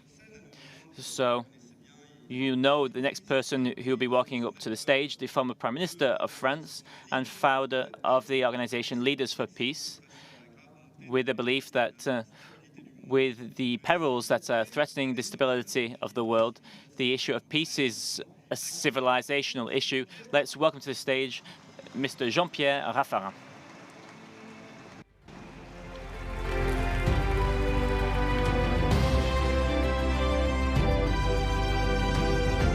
Comment reprendre la paix en main? How to get back to peace? Hello. Congratulations to Normandy. Congratulations, because peace is lots of work. And work requires continuity. And I'm very impressed by the culture and all the experience that you're bringing back here today. We've seen this in the debate. And I think that it is very important that you define a strategy to be the place of reflection, of understanding, and particularly of action, to be able to bring together in the continuity for peace. Thank you, Hervé Morin, and thank you, Normandy, for that. I speak here in the name of Leaders for Peace, NGO we created 6 years ago, 40 personalities, former prime ministers, ministers of foreign affairs, diplomats, people from civil society. We have 3 activities, a yearly report that was written by Antonio Patriota, the brilliant ambassador of Brazil in the UK. We support causes that are not sufficiently supported, like Dr. Mukwege in Congo against female mutilation. We also support an important topic, the spirit of peace, education to peace in kindergartens, and the idea is to really work to a pedagogy of peace. There is military schools, war schools, but there's no peace schools. Peace is something that needs to be learned. Peace can be studied. It should be taught, and that is what we work on by building a mobile school for peace that is circulating around the world and that is preparing the different actors of life to know what it means that attacking dignity. We work together with Natural. What is dignity? Because very often attacks on dignity is the source of anger. We also see a number of topics like diplomacy and a certain number of international topics that were mentioned this morning. I'm here between 2 round tables. The first one is no peace without peoples. I think everything that has been said is absolutely correct, and I completely support it. But I think we still need to make some efforts to open diplomacy to civil society, to all the emerging layers of society. All this is still too locked into expert debates, and the young people need to integrate more the diplomatic approach of international relations, because we all need together to overcome a true paradox in our society, is that the threats are far more and more foreign, but our political debates are more and more nationalist. We are more and more today locked in. We speak about the price of gas and the autonomy of Corsica rather than the war in Ukraine, which is a fundamental topic for the future of our country. And we have this paradox together. It's that the foreign affairs are very often seen as something far away from what the politicians think are what people are worried about, the population is worried about. And we are in this situation. We do not have the debates and the pedagogies and the contradictions and the contradictory debate, because, of course, there are convictions, and convictions need to be discussed. Democracy is debate. And so it's not just interest. And these convictions need to be clear too. We see today that we need this debate for the people to participate in the peace. I would propose, dear Hervé, one amendment, if I could. No peace without the people, without appeased people. I'm very surprised to see the populistic tendencies that are growing. I mean, the example of Trump is quite strong. I radicalize my fan base. We have been in politics for a long time. We've even been we learned together with Giscard when we were talking to the margin, trying to bring them together. You need to bring people together to govern. With Trump, the idea is not to bring people, to unite people, but to radicalize. You rather have 3 million people that are firebrands, that are sometimes even attack in unresponsible making responsible. And it's this core that they are going to convince, especially in a political system where the participation level is the key of election. And it's the one who's going to mobilize most of its electorate, is going to get most votes. So the radicality, the extremists today, something makes that the people can be carrying this will of war. Today, it's already, they are motivated when they're radicalized to, when we look at the debates, at the national debates, what happened in parliaments, violence, radicalism is being generalized. Listen, I talk to all you, I implore all you young people, violence and war are twin sisters. We prepare the minds. A country that sees violence climbing, that finishes by accepting violence as we accept it, will one day accept war. And we can see that the excited people, radicalized people, they can be vectors of war. And I think we have in the fight and the struggle for peace, we need to have a democracy that is appeased, and we have debates that are more mastered, more controlled, more in control. And to go towards the second roundtable, how to get peace back on the table, the NGO Leaders for Peace, is to have 3 propositions. How to get people back on the table. I think we need to find a consensus if we don't want radicality and segmentation. Almost the marketing becomes the rule, the buzz becomes the rule. We need to find consensus. And the UN and this entire victory of the multilateralism after 1945, with a certain number, of course, was built on a basis of consensus, and one of them was the Washington Consensus, which was not a consensus of the civil society, it was a consensus of the leaders, of the people in charge. Restructure your economy and you'll get subsidies. Be compatible with a certain number of the IMF rules and the World Bank, and then you'll get money. Today, there is a consensus in this dark work. There is one light of hope. It's you. That you be here in Caen, or you be in San Francisco, or you be in Bangalore, or in Shanghai, you all have the same worry. You want to protect the planet. And that is that is a light of hope. When I started policy, when I or Hervé started, the planet was not, we're talking about going to the moon, but no one was talking about safeguarding the planet 30 years ago. Today we see that there is this common worry. People are marching to protect the world, the planet, everywhere around the world. That is a new element. The planetization of politics is something that can be today a consensus-building force, and we need this kind of force to be able to ensure that we find causes that go beyond us. We'll be able to build peace if we want to live, if we want to have a future, if we want to have perspectives. If we are desperate, then we'll just let things go and we'll just drown. But if we have causes that bring us together, go beyond ourselves, beyond our individualism, I think that is important today. The first direction is we need to find a consensus and to build upon these fundamental questions of now planetize at the heart of our political decisions. You will see that behind that is doubtless the possibility to bring together and to build, based on a consensus, common will. This is my first orientation. The second is that there is no peace without a relationship of force, because peace is established very often between forces, and you cannot negate the force. When I'm talking about trend, we need forces to push us, to carry people, to carry projects. And these forces, and it's maybe normal, and that's a democracy, they need to debate. They don't have to be always in agreement. But we need to have today to know what is our relationship of power, what is the balance of power. The force we have today of Europe, of what we call the West, it's democracy.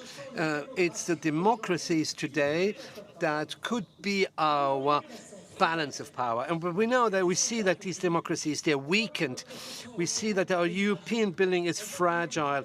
We see that there's many weaknesses in our society. We're not able to avoid violence. And especially, essentially, we know that democracy is not always able to motivate these people. The level of participation in the elections is something that's extremely worrying. A democracy that does not go to the ballot is a democracy that is ultimately dying. So we need to defend these democracies. We need a renaissance of these. But for this, we need to work together. When in 70 years of politics, I've never seen a meeting between French and Japanese forces to discuss what's the best democracies. We never spoke with Korea. We never discussed with Israel. Very different forms of democracy, even with the Germans, with their federal system. We haven't got many discussions of how we can improve a democratic process, how we can exchange best practices, how together with the Americans today we can try to develop a common front of democracies, not in a position, but a front that has the ambition to revalorize our democratic model and make it more attractive. And the first objective is the electoral participation of citizens in the future of democracy. That is the condition today. And I think today this is our first challenge. And I think there's here an opportunity, an extraordinary opportunity, by building the strategic reflection to affirm further to be into the camp of democracy rather than the Western camp. The Western camp is considered today as mainly American. When people say, I am for democracy, I'm not for the West, I'm with the South Koreans, I'm with the Japanese. We need to be in the camp of democracy. There's other systems. The other systems, let them be, but we have our own system and we need to make it more performing. And it gives me the sense that maybe there's a second orientation here. The third orientation, is it a hope or a topic? It's the return of Europe on the stage. And we'll have a very important European debate this in 2024. I think really that we are at the edge of Europe leaving history. Europe was important. Europe built history. I think we are almost at the edge of leaving history. The major powers will not be waiting for us anymore. And this Chinese-American tension, which is the matrix of world governance, it can end in two ways: by an escalating of tensions and maybe even in a war around Taiwan and maybe a world war probably, or they can agree, they can negotiate, and they can negotiate over the head of Europe. On the back of, I was surprised to see recently that the first car being sold in Europe is the Tesla Y, which is an American car built in China. So everything is possible. War, tensions, but in any case, the big danger is that Europe is sidelined and that we're outside that. Personally, my conviction is that we are respected in the world when you're a leader on something. On what could Europe be leader? What is the topic on which Europe could speak about the world with to the world with authority? We could speak about agriculture, about industry, but today we can see that German industry is fragilized by globalization, by the transformation of automobile industry. We can see many topics. We spoke about the nuclear energy for France, but not really more in that situation anymore. What are the topics on which Europe could be a leader today, speak to the world? I think that it's in our interest, since we are the first continent to be active on ecological transition, on the planetization. Take this topic and say that we need to be the best in the world. After the Washington conference, there could be a Paris Convention that came out of the COP21, and this commitment that was done here in our country.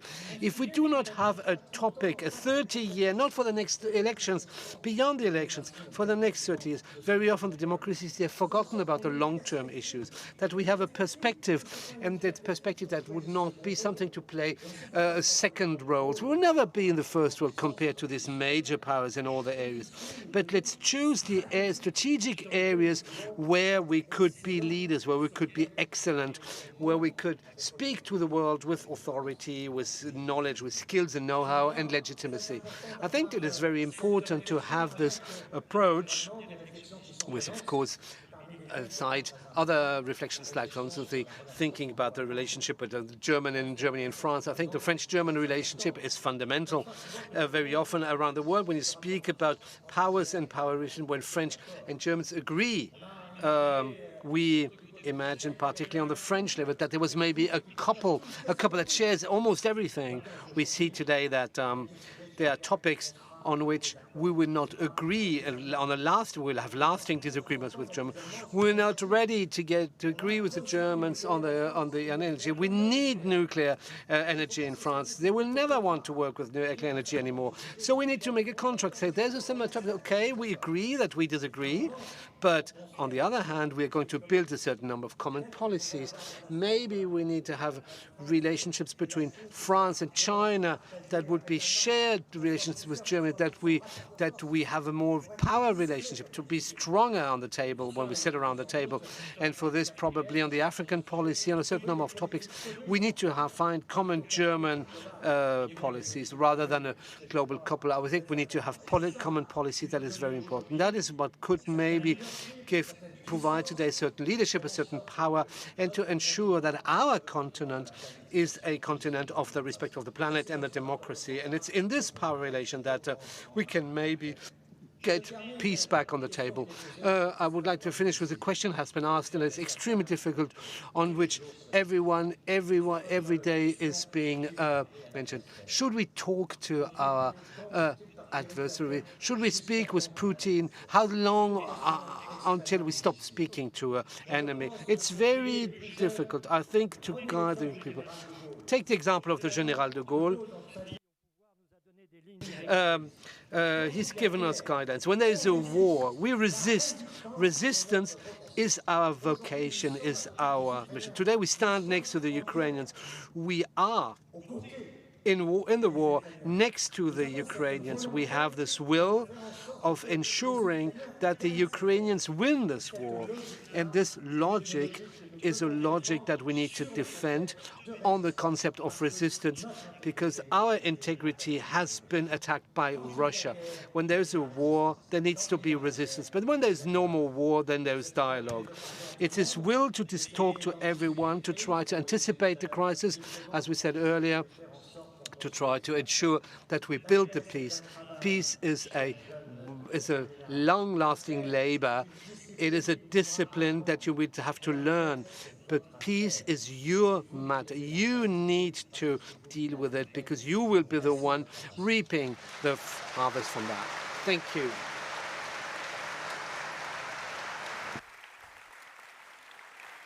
Merci beaucoup, Jean-Pierre Raffarin, pour cet appel aussi. Thank you, Jean-Pierre Raffarin, for this call to take up the building of peace, your last book. Let's not step out of history or on the sidelines, remain on the sidelines of history. I would like to salute Joël Bruno, the mayor of Caen, Nicole Benet of the International Institute for Human Rights and Peace. You can give him a hand. Alors. So, as you know, it's we're in a very hot actuality. Every day we see new things that show how imprevisible the world is. And faced with that, the question is how? How can we ensure that peace becomes a priority for everyone? How can we get peace back on the table? He's a diplomat. He was also Minister of Foreign Affairs of Brazil. Please welcome Mr. Antonio Patriota. She's the Ambassador and General Secretary of the Génération École, Delphine O. She's diplomat and former president of the Jean-Maurice Ripper, and of course Nicole Niesoto.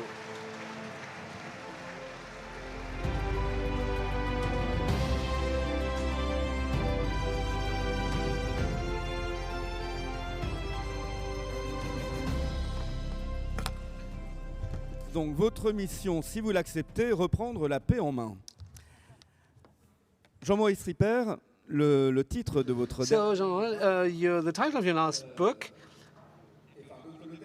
and the topic of our roundtable is to bring peace back on the table. But in the reality, we kind of have the impression that almost everything is falling out of our hands, and almost on the world, we are almost going more towards chaos. You were an ambassador in China, in Russia, at the United Nations. When we look at the a couple of weeks ago, the summit between Russia and North Korea. We say we have absolutely no more grip on it. The nuclear proliferation, the arms race does not forebode anything good. Well, how do you see the evolution of the future? Thank you very much for having invited me. I do not believe that we are walking towards chaos. I will maybe surprise you. I'm going to contradict or maybe say things somewhat differently from everything I've heard up until now. I think that we're living quite in the contrary, something what we've always wanted. That is that the fact that no more major power today can decide, even if it's the most powerful one, and in place of all the others. Today we see the falling down of Russia. It's not a judgment of Russia is a fantastic country and Russians are fantastic people, but we see the limits of the Chinese power. We see the American difficulty. Even Europe is starting to resist to the even Europe is resisting to the United States. It's what we always wanted, and Antonio Patriota would be able to say this better than I did. It's what France has always wanted, a world where new powers can emerge that will allow to live differently rather than under the power of the three major superpowers. I'm going to manipulate a concept which I do not know. I'm not a specialist in mathematics and quantum mathematics. I think we are going towards a world of very vague undergroups, components of the world that function in a differently in time and space, and that come together and separate again, work together, and then differentiate again. And it's in this quantic world where finally the sky will have all, we'll be able to see all the stars in the sky, then we will have to reinvent multilateralism. Multilateralism did not fail. Everybody thinks about the council blocking in the Security Council, but as Jean-Pierre Lacroix reminded of us this morning, multilateralism, it's also, and I've seen it when I was a special envoy in the United Nations, and it's thousands of volunteers in the agents, in UNIFES, in the WHO, and they work with the conflicts of all victims of all conflicts and catastrophes. The United States has all the big conferences, the battle for climate. Remember the Stockholm Conference in 1972. The Rio Conference in 1992, the first Women's Conference on Social Development. Everybody forgets that. That would not exist without the United Nations. The Paris Agreement would not exist without the United Nations. That was my first point, and I'm sorry, and that is very important for me. We spoke about the nation states. We spoke about the people. For me, we have forgotten the most important aspect, the human being, what Canadians call the human person. And it seems to be actually that was the red line of my entire life when I was a father, a militant, an ambassador, a human being, to fight for respecting of the rights of the human person. When we spoke about the cultural relativism and this idea that human rights could be an invention of the Western world. I'm sorry, I've traveled around the world around. I've worked a lot in many other countries. I have never I never received a little. I never saw a little girl that was a volunteer that was happy to receive acid in her face because she wants to go to school. Never has met a journalist who says I agreed to go to prison because I want to write an article, or someone who was sanctioned to death penalty who says yes, I'm willing to die. Why should some rules only be valid for certain and not to others? Dignity of the human person that former Prime Minister said, which is fundamental for us. This need for freedom, of dignity, is at the core of all civilization, of all human history, or needs to be at least. It needs to be at the heart of the renewed multilateralism.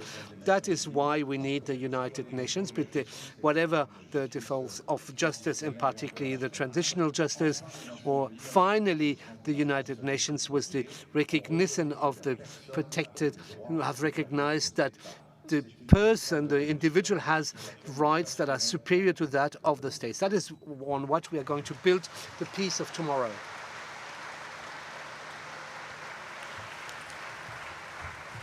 Un très beau démarrage. A very good start for this round table.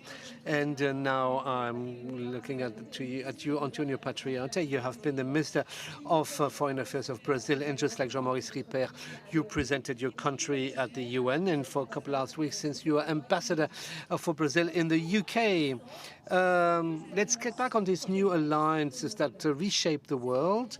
In these last days, we've spoken much about the BRICS. I remind it's the meeting of the emerging countries: Brazil, Russia, India, China, and South Africa.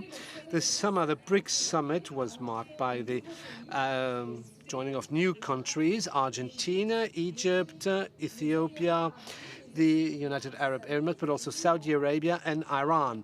Do you think, Antonio Patriota, that the building of peace is also a priority for the BRICS, or is it just purely motivated by other things? Thank you very much. I would like to say that I'm very proud to participate in the Leaders of Peace under the leadership of Jean-Pierre Raffarin. Thank you, Normandy, for having invited me. First of all, I think that the words, it's very important to choose the right words, and we should not call the BRICS an alliance. It's not an alliance. It's a coordination platform. That's how they were born. Based on an analysis of Jay Money, the British economist, who had identified a certain number of countries as being emerging that would be having a more and more important place on the worldwide economic stage. So the coordination among the BRICS is economical, financial, commercial, and also the environment, because since the environment is becoming more and more participating in these debates, also on the sustainable development, on sustainability. So I also wanted to clarify another thing. Is my country, Brazil, does not participate in alliances. We have diplomatic relationships with all the members of the United Nations. We have no enemies. We believe a lot and we invest a lot in diplomacy. And we're very critical of the superpowers. We celebrate the fact that the West is aligned with the UN Charter and criticizes and denounces the violations of the United Nations Charter, but that wasn't always the case. And I think that in the case of Brazil, we have denounced in a non-selective manner, and that is a condition for a future of peace, is that everyone respects the international law. Why do I define the coordination among the BRICS under this way? The BRICS consider themselves not as developing countries.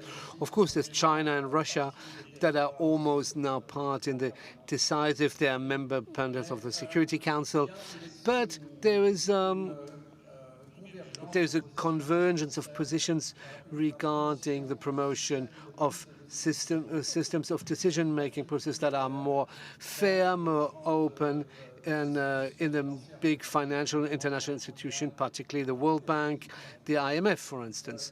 When we talk about trade, about business, there's a structural distinction that is admitted by the OW.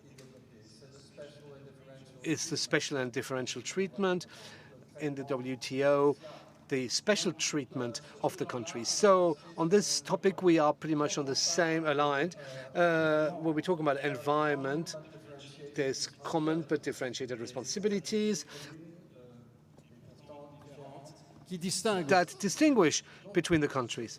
But on all these agendas, I think that we have a possibility to establish common platforms that allow us to move towards what we call in Brazil the democratization of the international relationships. More respectful international relations that are more respectful of international law. Not a group that wants to revolutionize the international law, but to ensure that everyone respects this international law. There's also some people among the BRICS that countries that do not respect international law, as we know. But that's our motivation in FINE. But when we're talking about peace and security, I think we need to recognize that there are singularities among the BRICS. For instance, Brazil, a country that is part of a denuclearized zone, according to the treaty. So we exclude even through in our national constitution the use of energy, nuclear energy, to any other use than pacifical. We almost the only among the BRICS countries to defend this red line and the international approach. I've already said that we do not have any enemies. We do not participate in any alliances. We have never committed any transgression of the UN Charter in the central of respecting of territorial integrity for everyone and using force, be it with the authorization of the Security Council or in legitimate defense. So I think that in our participation in the BRICS, we will always affirm the singularity at the same level as like in a Western country that does participates in the G7 will not always feel obliged to follow an invasion in Iraq. That was the case of the French position under Mr. Chirac. So there's a margin of freedom, and I can guarantee you that Brazil will use this margin of freedom within the BRICS, even within this new format with our new members. Thank you.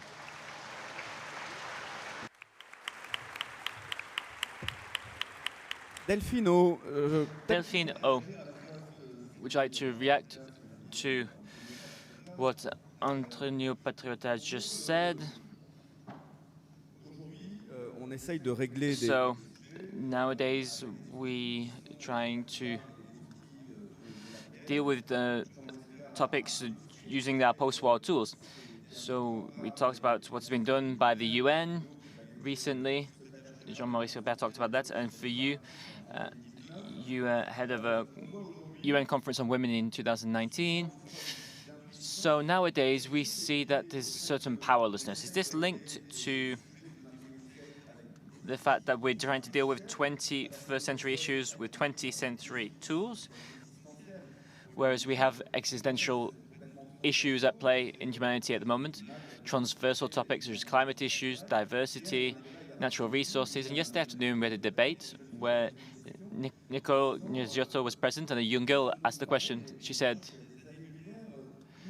I'm light years away from what you're talking about. For me, the key topic is the climate emergency. You're not focused on the right topic, and so it's a generational conflict, because certain topics today can be the drivers for transformation, the drivers for building peace, but that we don't have necessarily the right tools to do this. What do you think?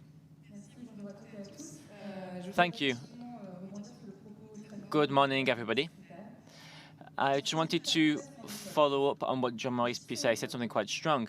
He said, well, there's no peace without people. Who are people? People are human beings. And 50% of these human beings are women. I imagine you all agree with that. But historically, traditionally, systematically, and structurally, women, so 50% of humanity, have always been kept aside from the building of peace agreements, from the building of peace itself. So thank you. Not sure that's something we should applaud. Applauding the fact that you're reminding it, yes. Pamela Patton said yesterday that women are prioritarily and unfortunately the victims of violence, and unfortunately victims of sexual violence in conflict, but they could also be the creators of peace. Let me give you some figures in a very well-known study.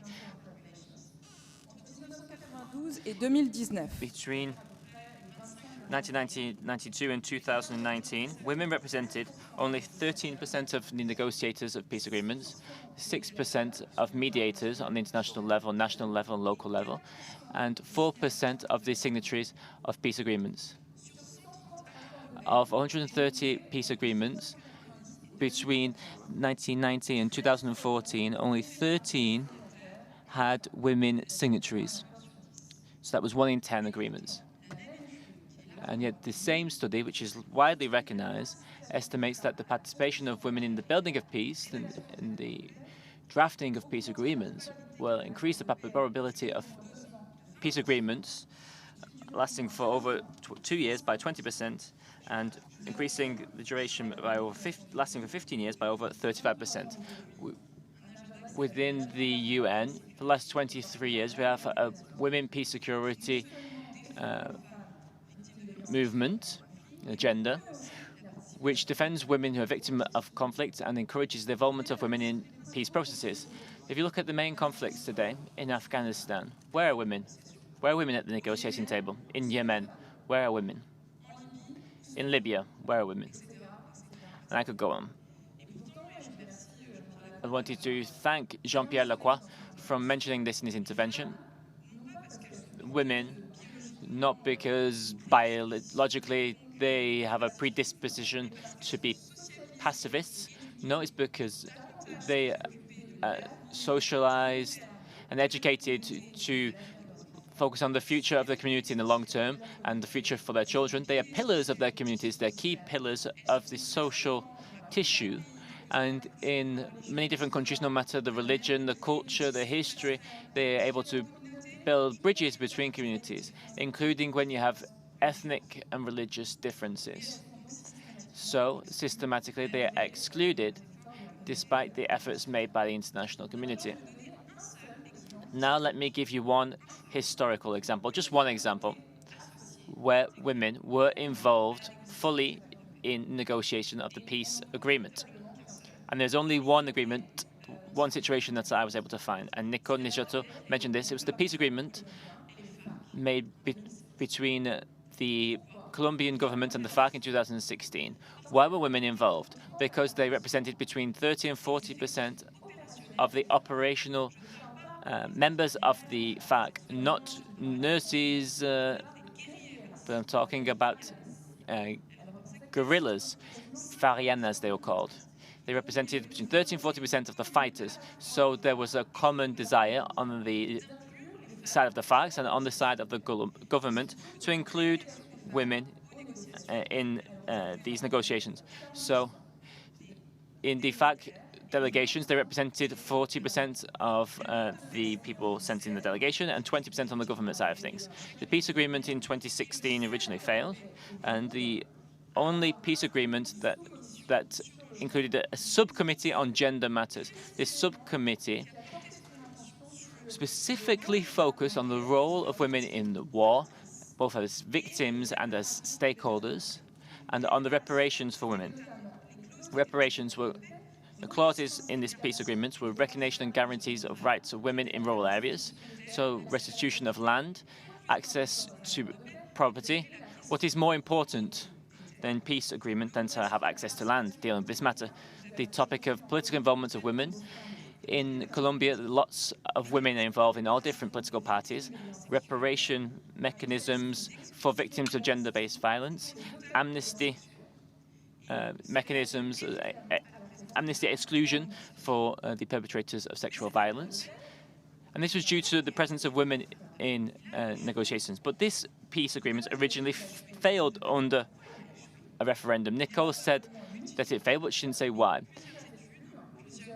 There was many reasons behind this, but a study highlighted the main reason why it failed, and that was because it had a subcommittee on gender matters. And there was a campaign led by the Catholic Church in Colombia and by conservative factions, and they felt like it had gone too far in terms of the recognition, and they take into account of the demands of 50% of the population, both on this side of the belligerents and on the side of the state. This peace agreement is now, fortunately, still in place nowadays. Voyez, c'est ça qui est passionnant dans ce forum, c'est à chaque fois vraiment on a. What's really great about this forum is that there's lots of different visions. I'm delighted to talk about Colombia, but the referendum did not fail in the regions which were most affected by the war. The vote was lost in areas like Bogota that were actually not really affected by the war. Let's not forget that we're almost 52% in the global population as women. So we're not a minority, not at all. Now let me ask a question to everybody here in the room. So we have the war in Ukraine, which is shaking things up, and it showed the incapability of the UN Security Council to fulfill its mission to avoid the breaking out of conflicts. When one of the UN Security Council's key members, founding members, Russia itself invades a country, this leads to a blockage because they have a right to veto. So how can we overcome such a situation? Let me just clarify what I wanted to say. The UN is not just the Security Council. It's much more than that. The fight for peace and security is not just in Ukraine. Unfortunately, there are conflicts which have been lasting for many years. We mentioned the peace process in the Middle East that is not working. We talked about Sudan, UNEM. This is a unfortunate situation in Myanmar. There's a situation in Congo, in the east of Congo, where terrible things have been happening for several decades. In all of these different areas of conflict, the UN is present. You might say that they've not necessarily restored peace, but if they stop people from dying, that's a pretty good thing. The UN Security Council has been blocked. It's blocked because this is blocked because it works in the way that the winners wanted to win. They wanted to ensure that no superpower is leaving the UN. So what we need to do is reform the UN now to adapt to this new world where new powers are ensuring that their voice is heard. So I agree with the conclusion given by the great speech by Jean-Pierre Raffarin. It's a chance for Europe now because Europe will stay. Like Brazil, Europe is a pacifist power, an attractive power. Yes, we need to be great in terms of respecting human rights, of course, yes. So, but why do people cross seas to try to come to Europe? Because we do not just have a model to propose, but lots to share with new powers. France, as you know, supports the idea of enlarging the Security Council to countries such as Brazil, South Korea, India, Japan, Germany. We need to reform the UN. Another last point. So there is work being done by a powerful coalition at the moment that's undermining the UN. And there are two powers behind this, really, Russia and China. China and Russia, really, because Russia joined China because they needed China in Ukraine. The Chinese, since the 19th Congress, have been terrorizing and creating a double rupture in the international order. First of all, on the topic of human rights, they say we are applying the law under Chinese characteristics. Let me give you an example. They have the secret detention centers. Just overnight, you disappear. The Chinese don't longer want to hear about human rights. They may say that it's because these are Western laws, Western rights. But I'm not sure we've asked the Chinese population their opinion because it's not a free country and there are no elections. And Russia followed them. The second rupture was that China, like Russia, wants to create a world where the UN worked like it did in the past, like in the good old days of the Cold War, when it was Washington and Moscow decided for the rest of the world. Nowadays, the Chinese think it should be Washington and Beijing and not Moscow and Washington. But let's look at things clearly. The Silk Road Initiative is the creation of hundreds of institutions which will compete with the UN based around China. I'm not criticizing China for the sake of it, but I'm saying that we have to fight for the future of the UN. I encourage all of the young people here to join the UN clubs that they have in colleges and in universities. Antonio Patriota, vous avez... Antonio Patriota, you too have had a role within the UN in the past. How do you think we can reform the UN? The first thing I would say is that the UN and the Security Council has never really ever been overly efficient in terms of limiting the action taken by large military powers and permanent members of the Security Council. It's not really something new, that it's paralyzed because a permanent member decides to take unilateral action. I was listening to Mr. Lacroix just now. I was thinking about all this work in terms of peacekeeping operations, prevention, etc. This always makes sense in developing countries in Africa, in Latin America in the past. But now in Latin America, there are two minor issues that the Council is looking at. But that's it. But prevention is not very effective when you want to restore dialogue between China and the US, and to avoid what you may consider as a breakdown, an avoidable breakdown in their relationship that could end up leading to a war. And I think that is where Europe has a key role to play. I will use the word ally. Europe is a natural ally of a country like Brazil to avoid a bipolar system, a new Cold War, which could damage everybody, and which would also be negative for the UN system.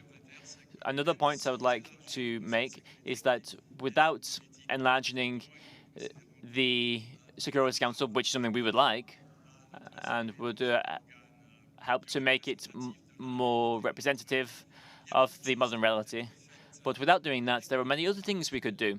Under the current rules, there is a resolution which exists, which is called Uniting for Peace, which ensures that when the Security Council is paralyzed, that a question be put to the General Assembly. In the General Assembly, there are majorities that express themselves in a more democratic, plural way. And I think it's thanks to the General Assembly, for example, that Russia's action in Ukraine was condemned by 2/3 of the international community. So this is a mechanism that we should try to use more frequently and in a more efficient way. But there are other mechanisms. There's an article in the UN Charter, Article 27.3, whereby a party that is involved in a conflict should abstain from voting when the question is raised. Unfortunately, this article has been forgotten over time. But there is a movement amongst NGOs and think tanks to try and bring it back, to resuscitate it, and to ensure that it is applied in the future. So next year, there will be a General Assembly summoned by the Secretary-General, Antonio Guterres, and he's calling this assembly the Assembly of the Future. I think this is an opportunity where we'll be able to talk about the current lacks that are in the Charter. The Charter, for example, they talk about the enemies, where Germany and Japan were considered that way. I think we need to restore the multilateral system, so otherwise it will be a failure. Otherwise it will be a failure for our civilization, because there are often very sophisticated armed forces, and we look at them with admiration. But it is a failure of our civilization that we invest so much resources and money in this. It's economic interests which drive war. We've not talked a lot about this, but who profits from war? Who profits from an economic perspective? I think this is a question we need to ask, especially for people like us who are defending peace and civilization.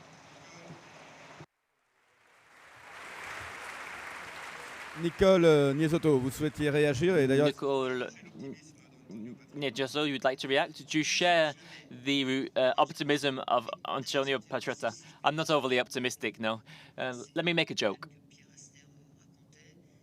Pierre Asner told this joke. What is the difference in international relations between the optimist and the pessimist? Well, the pessimist is the one who says, oh, wow, the world is struggling, there's a new war every day, it's horrible, it cannot get any worse than this.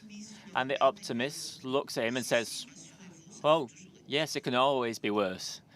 It can always get worse. Elle est subtile, j'aime beaucoup. It's a subtle joke. I like this joke.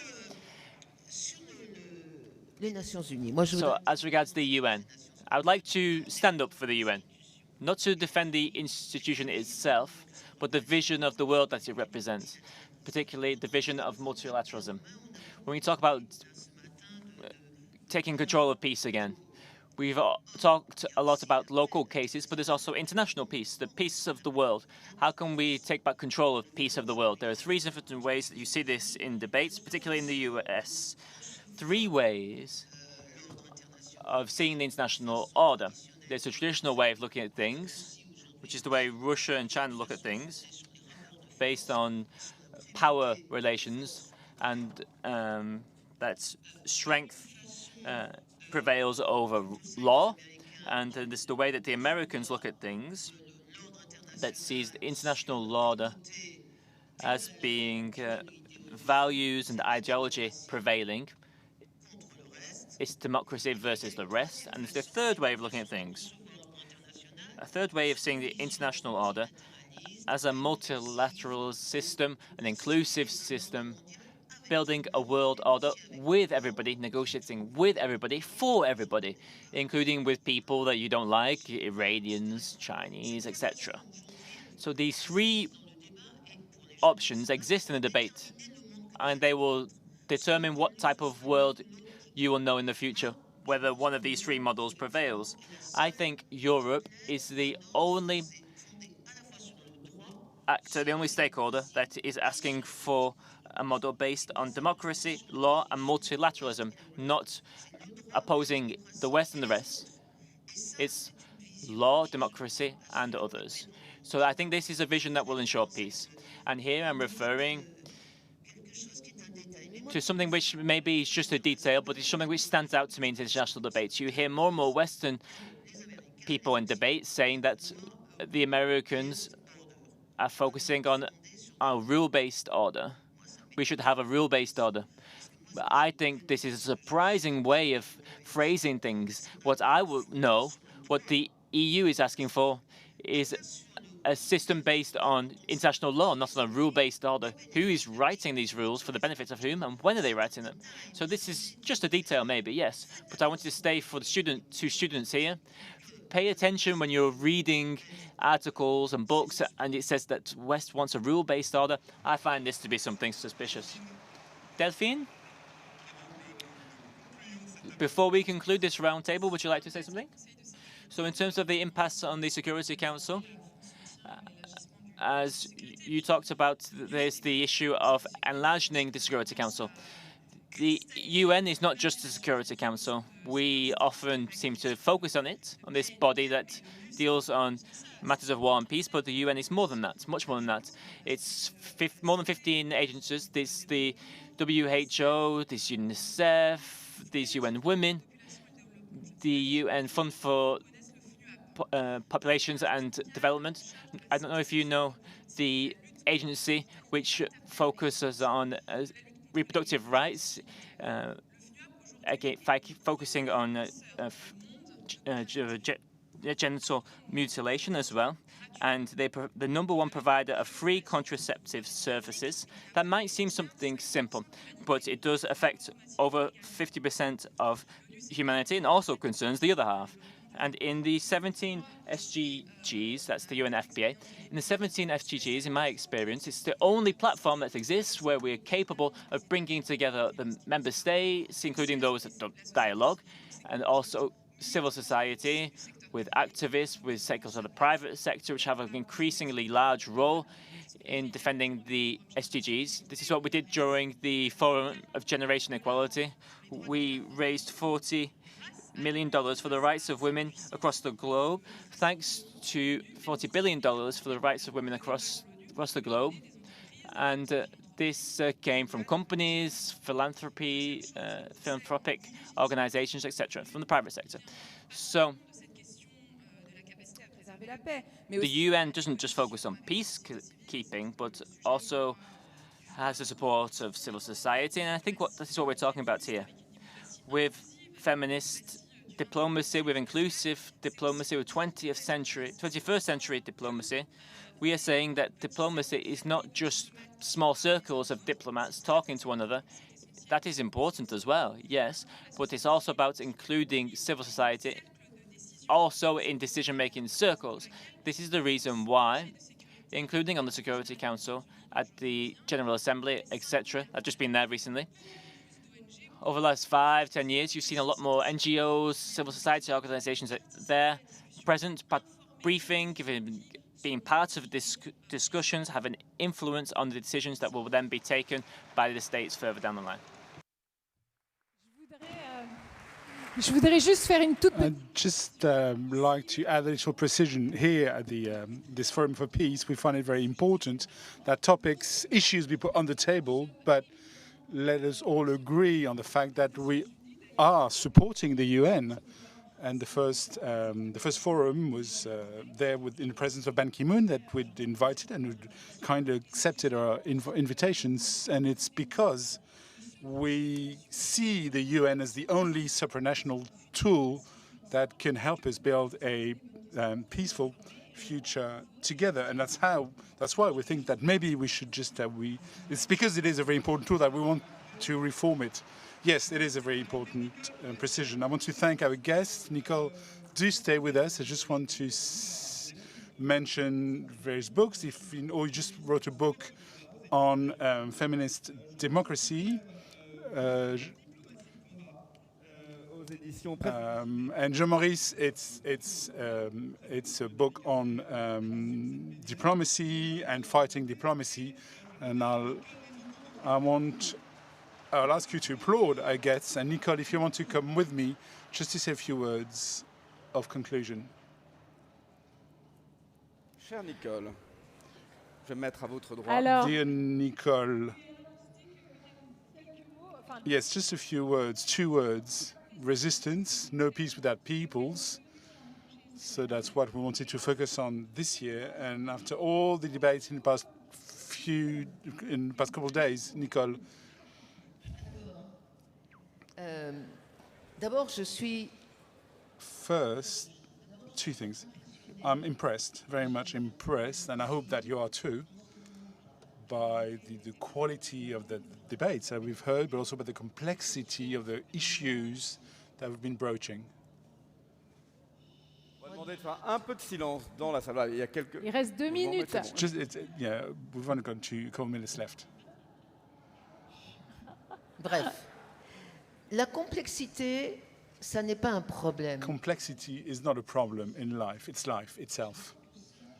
And this is something that we really need to understand as students. Don't look for simplicity or for oversimplicity. It doesn't exist.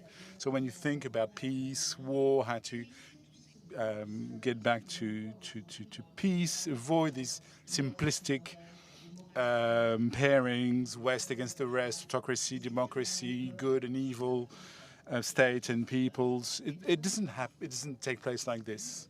It's better to be together, of course, than just be oneself, just by oneself in one's room. But we need to try to think a world that doesn't reduce itself to the simple binary opposition between us, the good people, and the others, the bad people.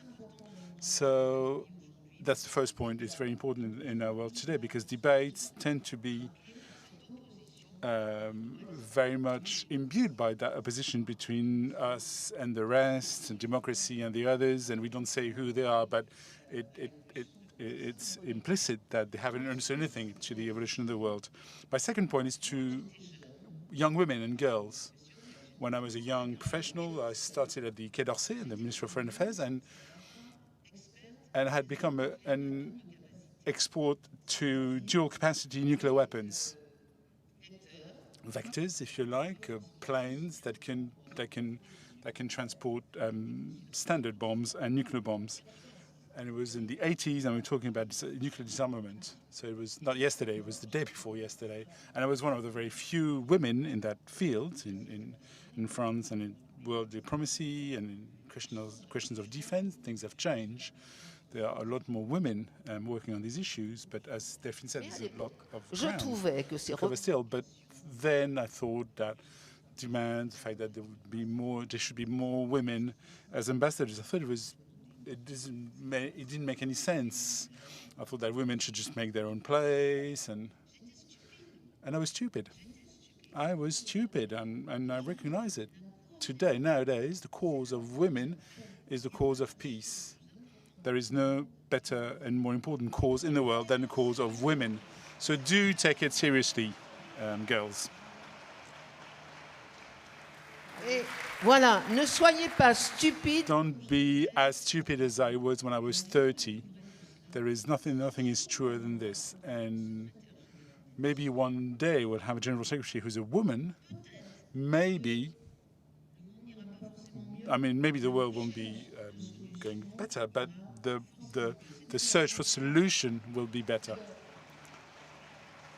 Jane Fonda. That's Jane Fonda said, if you want to hear an interesting discourse on a topic, invite a man. If you want things to be done on that problem, invite a woman. And that's very true.